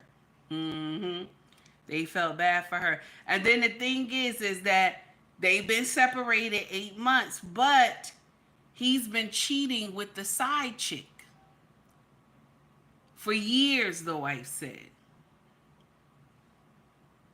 That's the uncomfortable truth that we don't want to hear that part. We don't want to hear that part. Hey, Young, what's up, baby? Excuse me. We don't want to hear that part. We don't want to hear that part because you just want to believe that your husband was a cheater. This is why I always say to y'all, when you find out that your husband is cheating, find out why. Because if you don't find out why, it's doomed to repeat in the next relationship. or next marriage. Find out why. Because this is the time he's going to tell you. I didn't say stay. I didn't say stay. Now, if you find out it's something that you can deal with, or it's something that on your part that needs to change, and you can do it and you can continue the marriage, then albeit continue the marriage. But remember, when you do this, it's not no payback stuff. Remember, it's not to throw it back up in his face and none of that stuff like that. You have to just let it go. And that's very hard to do when somebody wronged you. You hear what I'm saying? That is very hard to do when somebody wronged you. Okay? So now, check this out. The thing is that when women get cheated on, everybody will always run to their aid when they get cheated on. When they get in here and tell their story, everybody will run to their aid. But we don't know why the cheating happened on the husband part. We don't. I don't want to get in here and clown the husband. You don't know why. You don't know if the wife wasn't welcoming to him. And you see how she was dressed. Now, y'all, I shared the video with y'all in our group chat, okay? If y'all see how she was dressed, oh my God. Nobody will tell me she didn't dress like that around her husband. Nobody will tell me that she did. Titties sitting out at attention. She had this beautiful, you look like she had like probably one of those short skirts on, because the shirt, the top was like a halter top. She looked at, she looked scrumptious, okay? Okay? And this is the thing. Did she show her husband all these goodies? Okay? We have to ask that question. Did she show her husband all these goodies? Okay, because now she outside. She outside. She outside. She ready to get it in. So sometimes when we get in here and we want to know why people cheating, you got to start asking yourself some questions. Did you go to bed looking scary? Okay? When he tapped you on the shoulder, did you scream at him and tell him, don't touch me? Okay? Did you tell him you're not getting his pussy tonight? Did you say that? 18 said, was she appealing to the husband? This is what I'm saying.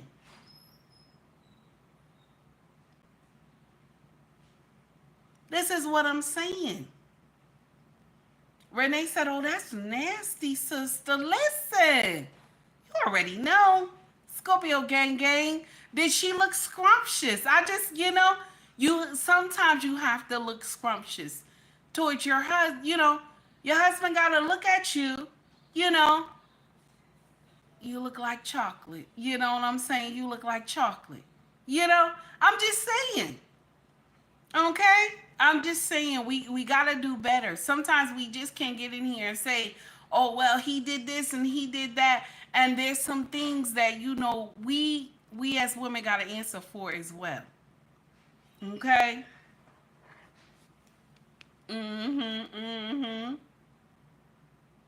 So, let me see what else I got. I don't know, y'all. It's something else. It's something else. I want us to talk about something real quick. So, and then I'm going to let y'all go because we already been long so far. It's like 2 hours, 23 minutes. If you like the content, please like and subscribe to the page as well. Okay?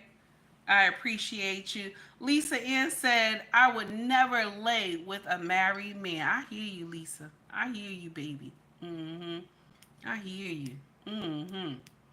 Renee said, put on that animal print and have hubby chasing zebras. Wait a minute, Renee. What happened? What happened?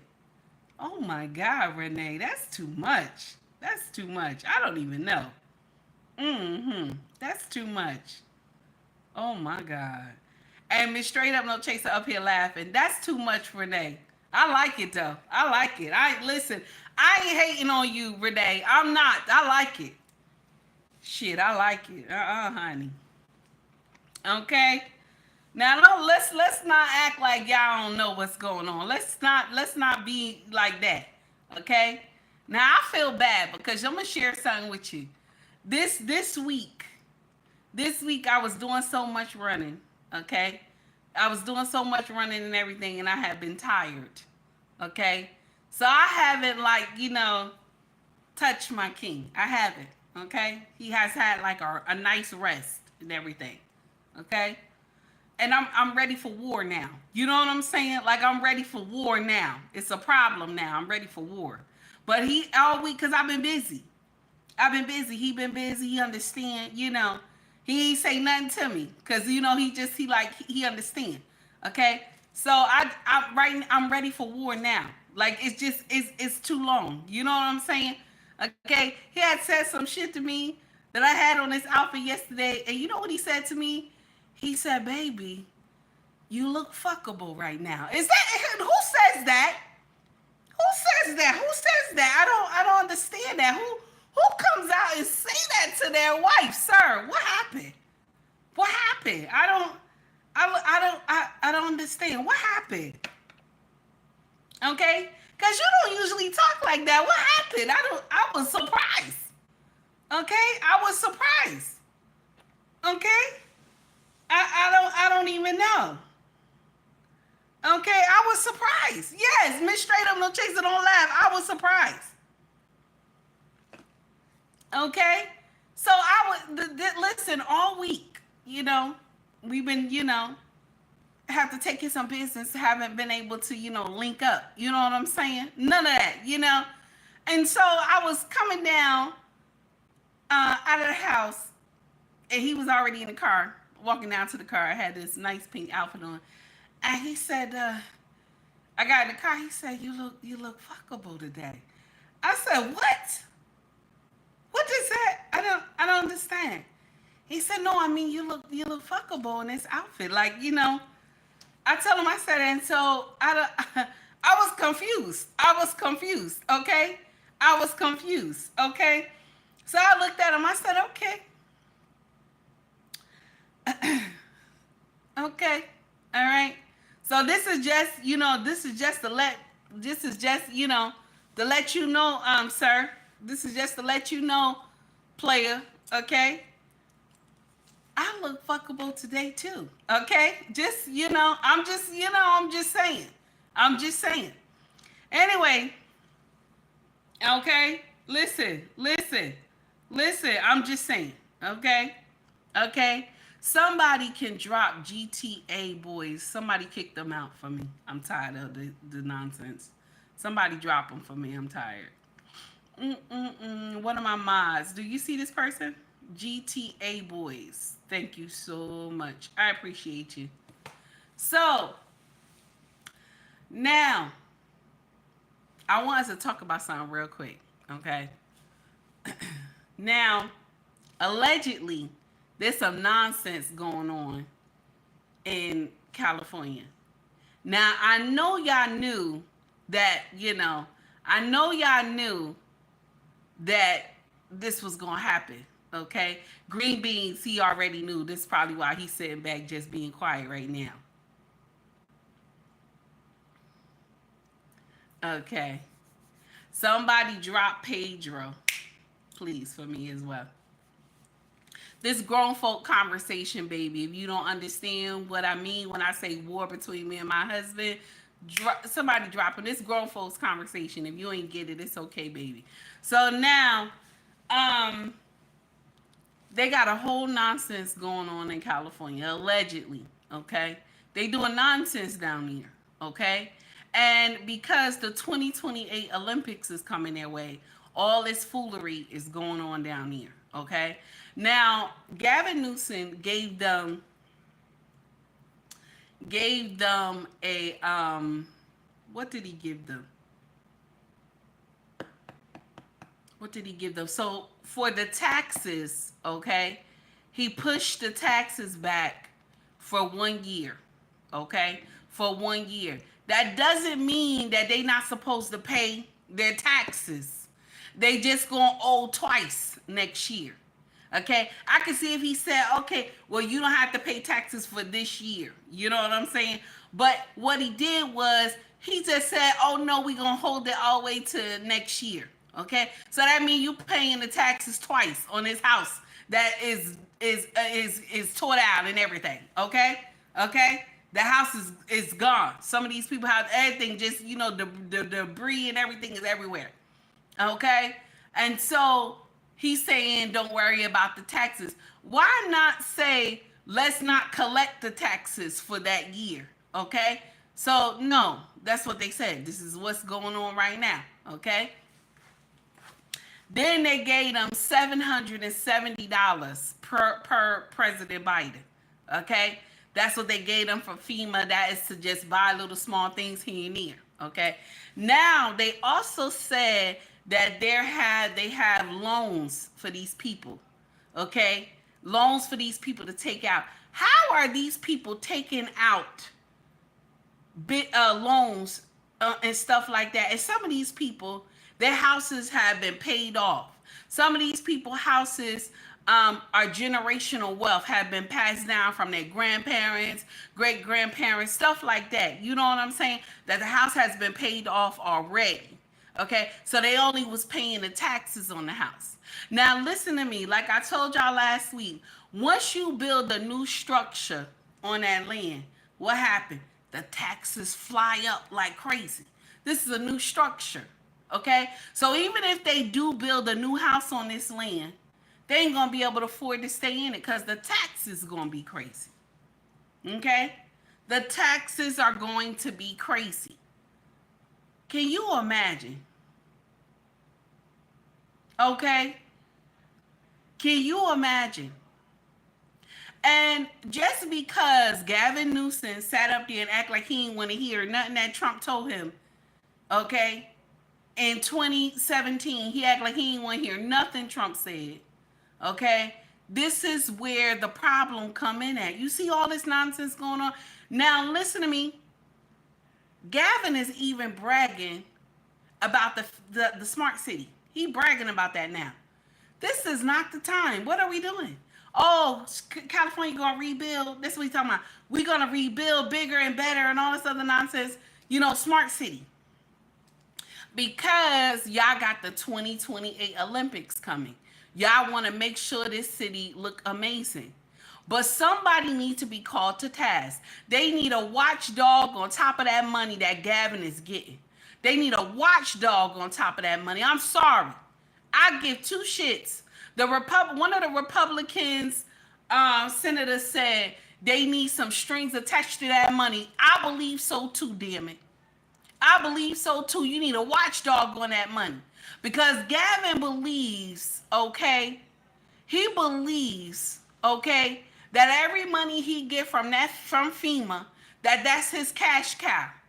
Because if you send all this money down here to Gavin, okay, Gavin Newsom, you send all this money and no watchdog, this is a problem.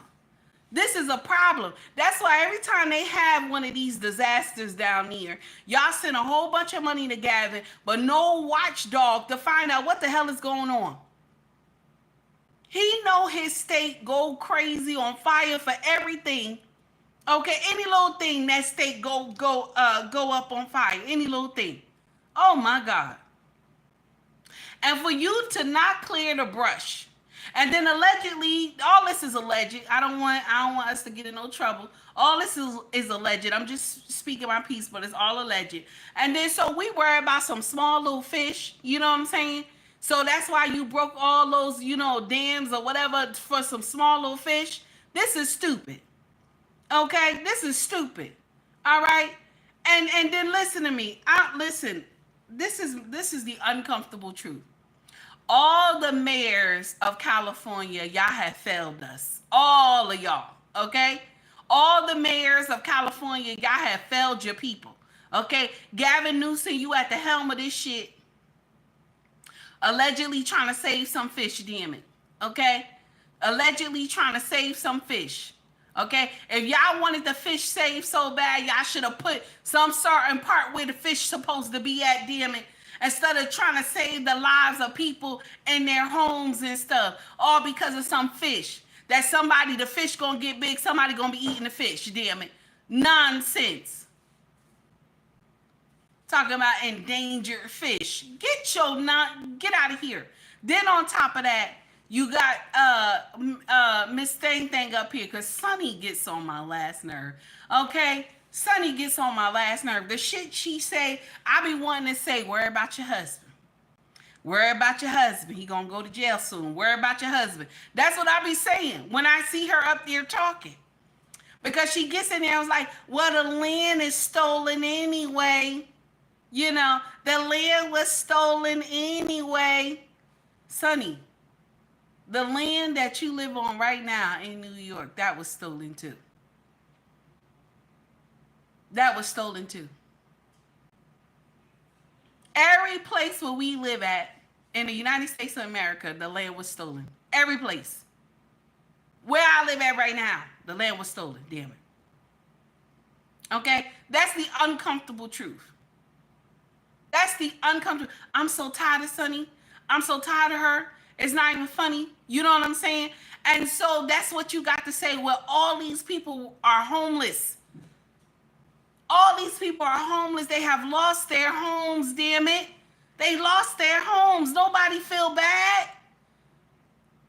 Okay? So now, Gavin said this. This is what he said. Lord, let me get to the video. Gavin said this, and I said, this man has lost his ever-loving mind. And, you know, I shake my head sometimes at Gavin. I really do. I shake my head, my heart hurt and everything. Something wrong with him. I'm sorry. Here we go. Here we go. Here we go. Oh my goodness. They created, in my personal opinion, the perfect firestorm that allowed this situation to propagate because they have the 2028 Olympics coming up. And we know that in Rio de Janeiro, 22,000 people, civilian citizens living there, displaced. Wow. Nowhere to go. The same thing was going to happen in LA. Quite convenient that a fire did it anyway. And now that these people will never get these houses rebuilt, they'll be forced to move. And they'll be able to rebuild that city in a way that they want it. Brand new developments, brand new luxury housing, brand new plazas and malls and everything else. This has been laid out, in my opinion, for years, just waiting for the right opportunity, and the right opportunity finally presented itself. And then you have another public official that came on in an interview talking about getting the legal team together and being so excited and smiling. We're going to be rebuilding LA, and it's going to be LA 2.0, and we've already been fast tracking this situation, and we got the developers locked in while people are still struggling to find a place to sleep tomorrow. And the best that they've got is a guarantee that they'll get $700 from the government, which is peanuts. To me, it looks like the Hawaii situation. It looks like another land grab. Things happen on this level. They happen in such a big scale that the illusion is so great that the average person will fail to see exactly what's going on. That's nasty, right? All alleged. All alleged. Okay? But on DL Hughley, now I don't really, I have not, I don't know. DL made me go viral. I have been viral 5 times, but he made me go viral. And I don't care, because once I found out that nonsense with Kamala, he was promoting Kamala, I just, you know, forget that nonsense. I don't have time for that. So I listen, I have a problem with DL because I don't care, he made me go viral. But this is the thing. He put up a post where they said there's a neighborhood, okay? A neighborhood that is just entirely African American, okay? The houses were passed down from generation to generation, okay? And so they're in there, people are in there trying to get some of those, some of those lands, okay? Some people in there trying to talk to the homeowners and stuff for them to sell, to sell their land, okay? So this is the nonsense that's going on right now, allegedly, okay? But to me, it looked like they always wanted this to happen, okay? Because they want to build that smart city, okay? They want California to be, you know, the new thing in. But at the expense of decimating people's homes and their memories. How, I still don't understand it, that a fire hydrant would not have water. It still like shocks me, like how? You know what I'm saying? Nobody checks, you know, nobody checks the fire hydrants. That always bothered me. Shout out to my city because they check the fire hydrants and they call you to let you know they coming out there to check the fire hydrants and making sure that the water is running strong and steady. Okay? But can you imagine, okay, that a whole city, there's no water. There's no water. People are using pools to using pool water to throw on their houses and stuff like that. It's crazy. Shout out to all the firemen. Shout out also to all the prisoners that they held, you know, that helped them with this fire. Shout out to Mexico. Shout out to South Africa. Okay? Shout out to all the nations who came to help us. And all the states that came to rally too for California. But my problem is that how does this all happen? Now, green beans, you better take that out the chat now. I see what you put in. You better take that out the chat. Because I see my stuff doing some nonsense over here. You better take that out the chat, okay? I told you about telling the truth. I told you about telling the truth. Thank you. Okay? I told you about telling the truth. You got to be mindful. You know we on YouTube. You know we on YouTube. YouTube, watch the chat. All I'm saying is that this shit don't make no sense. Okay? And when Trump said this to Newsom in 2017, Newsom act like he didn't want to hear him because Newsom already knew what he was going to do. That's why he just looked at Trump like, yeah. You ever seen like a child just, you know they ain't hear a word you said, but they like, yeah, mom, yeah, mom, get to the daddy, yeah, daddy, and they ain't hear a damn word that you said to them. Okay? Oh my goodness. Can you imagine? And then you know what? I'm going to share something with you. A lot of people trying to blame this on Yahweh. A lot of people trying to blame this on Yahweh. Okay? And I'm going to share something with you. Ain't nothing you could do about the wind. Ain't nothing you could do about that wind. Ain't nothing you could do. But that fire, ain't nobody going to get in here and tell me nothing. Ain't nobody going to get in here and tell me nothing. Okay? Ain't nobody gonna get in here and tell me nothing. And then you got some people that saying Yahweh loved this person better because their house is still standing. Let me share something with you, and I want to explain this to everybody. That last fire that they had, y'all remember, right? Okay? The man house that was saved, there was a couple people houses that were saved. That last fire they had, okay? The man said that he had got an idea to put sprinklers all over his house, okay, at the roof of his house, all over the field in front of his house, in the backyard, all that. He had got an idea. And like I told y'all, Yahweh will tell his sons that will take heed to the message, what he need them to do. And that's why those houses were saved. Because they went and bought a cheap sprinkler system, like the man said, from Home Depot. Shout out to Home Depot. Got out there and got a cheap sprinkler system and put it all around the house and all around the yard in the backyard. And that water kept pumping and pumping and pumping. And that's what saved their houses. That's what saved their houses. See, that's why when Yahweh speak, listen. When he gives you an idea, take heed to it. Now, all them other people was in there. I saw a African-American gentleman who was standing up there, and he said, oh, I guess God loved him better. No. No. God loves his children. God loves his children. He loved his children so much that he gave his only begotten son. Nobody will get up here and tell me no lies, okay? Yahweh probably gave you the same message, but you just said, oh, nah, that ain't nothing. Or you put it off. I'll do it next week. I'll do it 2 weeks from now. I'll do it a month from now. You know what I'm saying? And then you just forget about it. I'm just saying, we can't get up here and just be blaming God like that. There's a lot of stuff that Yahweh get blamed for in the first place, and that's nothing but man doing that nonsense. Okay? And this is another thing right here. This is another nonsense right here that's going on right here. Can you imagine? Renee said, and State Farm Insurance need to be called to the carpet for canceling policies without warning. And guess what? They had to stop that too.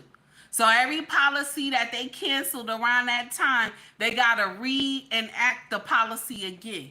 They gave them what? A 90-day extension. That's what they said. So all that was just a lie too. That's why I just kept watching the news to see what was really going on. So no, they didn't. They couldn't. What they did was, I guess they got so much backlash from the public, okay? All the backlash from the public, they ain't have no choice but to undo what they did. So they got a 90-day extension on that, okay? So that's it. But the thing is, I got a problem with the tax part. So they didn't just, they didn't do, what they did was they said next year you could pay the taxes. So if the taxes is already $10,000 a year, that means I got to pay $20,000 a year on this property next year. You didn't say, oh, I'm just going to cancel out taxes for the year. You didn't say that. You said I'm going to push it all the way till next year. That means everybody going to have to pay taxes twice.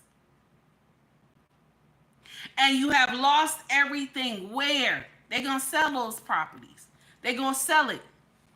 They're going to sell them people. Whoever coming to buy them houses now, all those houses all those houses are generational wealth in the black neighborhood, okay? All those houses going to get sold.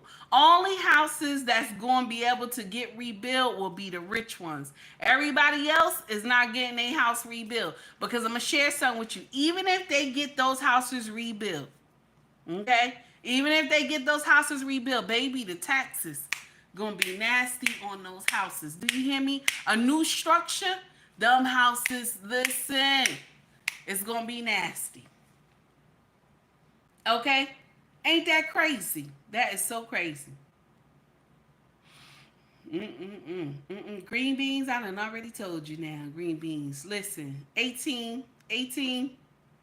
Green beans, I already told you now. I already told you. Green beans, I already told you. You can't be talking like that in YouTube. I already told you. Okay? Okay, now take it out of there. Take it out of there. I already told you. You already know how they do. Don't even get in here. Thank you, 18. I always tell y'all, stop paying attention to what is going on. The smoke and mirrors on the ground. It's the stuff that is behind the curtain that should scare the shit out of y'all. Okay? The stuff behind the curtain should scare the shit out of y'all. The smoke and mirrors is all this nonsense we keep seeing in social media. It's to distract you. Okay? This is to distract you. All this gossiping and stuff like that. Okay? But the real stuff behind the curtain is much dangerous. It's crazy.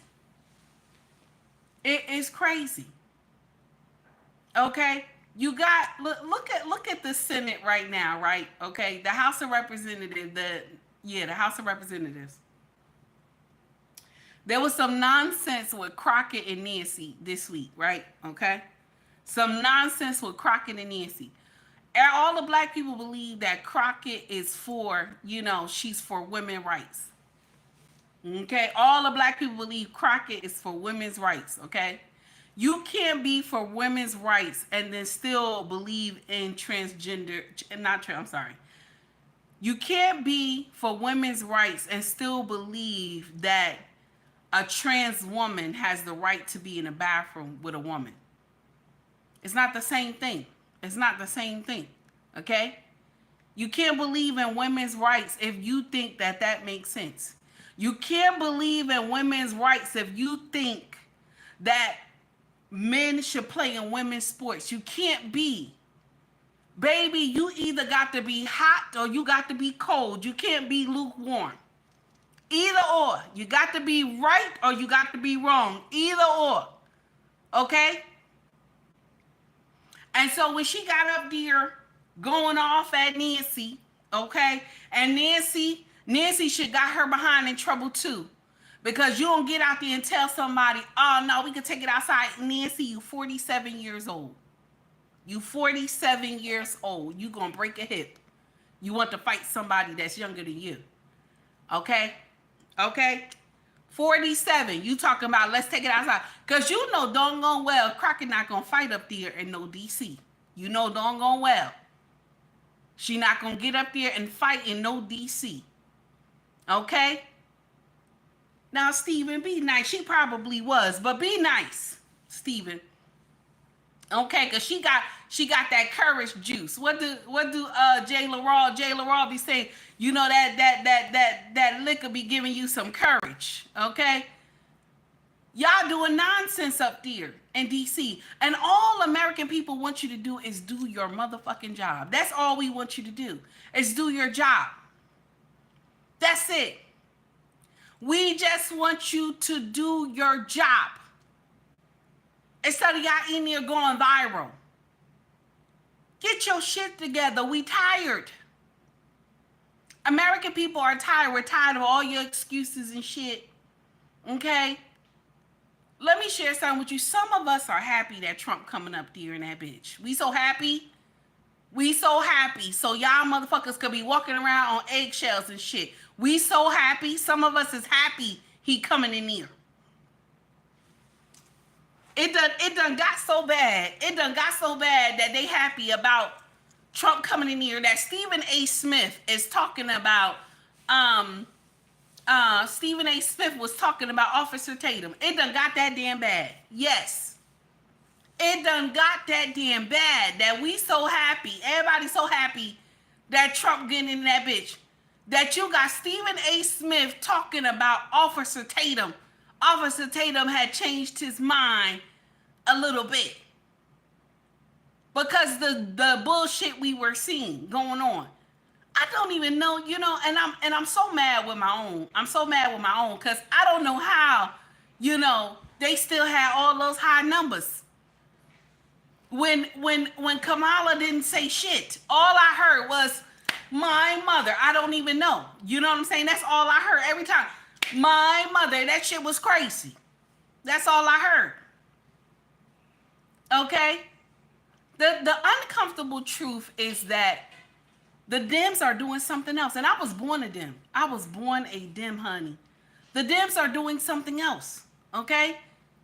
Your son want to be a girl. It's okay for him to be a girl. You know? Instead of us talking to our children, you know? Instead of us talking to our kids, they telling our kids, it's okay for you to be, you a boy, it's okay for you to be a girl. You a girl, it's okay for you to be a boy. Where's the logic in that? Because Yahweh didn't make that child to be that way. Where's the logic? It's nonsense. The Dems have lost their mind, and I think that we are seeing it in full effect. Where they even had a bill to sign. Check this out. They even had a bill that they signed, the Democrats, okay? I'm so mad with them. And even the one down here in South Jersey, I ain't vote for him this year. I mean, last year. I didn't vote for him. I was so mad with my senator. I was like, what kind of shit? You know what I'm saying? And so They didn't sign the bill that says only Republicans signed it, and a few Democrats, I think it said like 2 or something like that, signed this bill that if a migrant, okay, get in here and he commits the R word, right, that he would be deported, okay? He commits the R word, he's supposed to be deported. So all the Democrats, except 2, signed that no, he shouldn't be deported. What the hell? If it wasn't for the Republicans, you know what I'm saying, these people wouldn't go home. They wouldn't go home. Like, you did something wrong to someone here in the United States, and so I'm gonna let you stay. Okay? I'm gonna let you stay. And I said, what the hell? That's what I said. What the hell? Okay? That's exactly what I said. They commit the R word. The migrants commit the R word. Okay? And y'all don't sign. You don't want to sign. You don't want to agree that they be sent. They be deported. You don't want to agree to that. That's stupid. That's stupid. Deport they ass. If they do crime, deport them. That's how it usually goes in the United States. If you committed a crime, you get deported. That's why I keep telling y'all, Trump is not going to take all these people out of here. It's going to be the ones that usually what happens with immigration. If you do anything illegal, then you go. Okay? And the first illegal act that they did is when they crossed that border. Okay? When they crossed that border, nobody knew about them. That was the first illegal act. Those ones who snuck over here and they didn't know anything about those people. Okay? That's the uncomfortable truth. All right now. All right, green beans. All right now. I understand what you're saying. I understand. And they all signed it. If it wasn't for the Republicans, nothing would have happened. That's stupid. That is stupid. But we get in here and we calling all these Republicans racist and this and that and all sort of stuff. Let me share something with you. This is the only things the Dems can say about the Republicans, that they racist. That's it. That's all they can say. And they'll bring it up every time, okay? They'll bring it up every time. Just like this whole incident that happened with Crockett. Oh, no, this is a race. This is racist and this and that. Mind you, you started the conversation. You started the nonsense with Nancy. When you said, child, you know what I'm saying? You started the nonsense. Instead of y'all just speaking correct English, you and Nancy, okay? And also Green, too. I'm tired of y'all, okay? Have correct English when you coming into the Capitol. We should not be talking Ebonics. Why? What are you getting paid for? We want y'all to speak correct English. We're tired. Okay? Y'all get in here, y'all be doing nonsense for clout and stuff like that. And this is the thing that irked my nerve. Black women, why are we co-signing this nonsense? Okay? White women, why are we co-signing this nonsense? Both of these women, we don't give 2 shits what they do. We need y'all to do y'all motherfucking job. That's what we need y'all to do.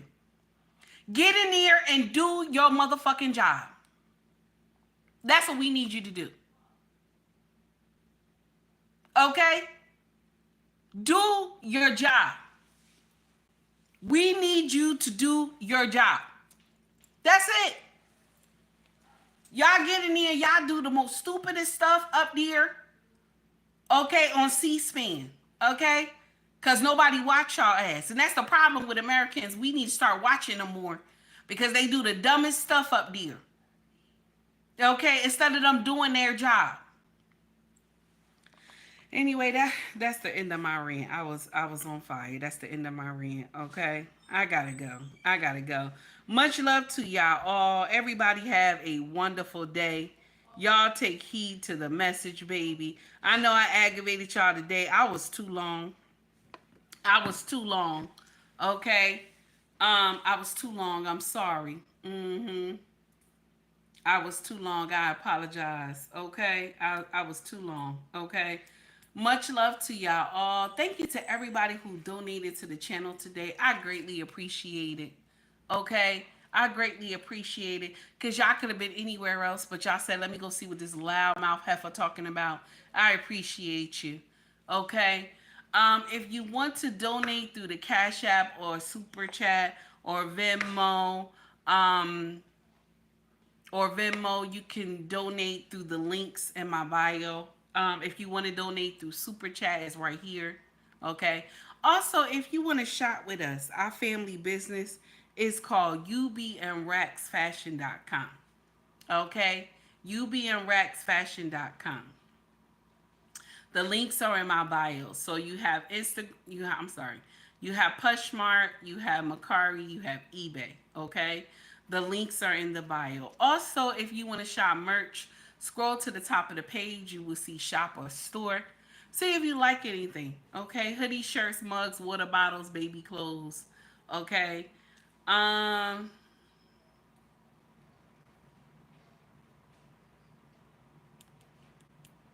Okay.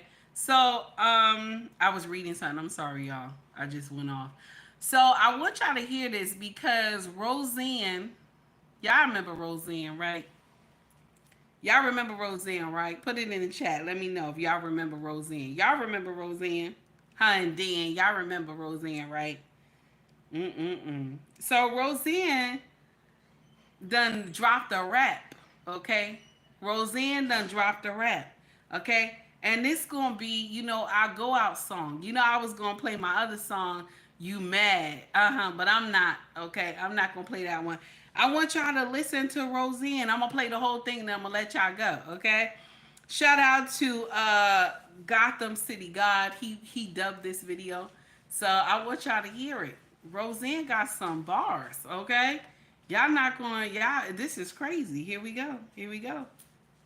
They try to cancel me and say that I'm a racist. I mean, they can't get me with that jam. Trying to take away my right to go and save this. Well, listen up, cause this gun is going bad. With the facts. Why they trying to turn Becky into Dan? Screw Eminem, I'm Roseanne. We won, too bad, it's done, too bad. Ooh, so sad.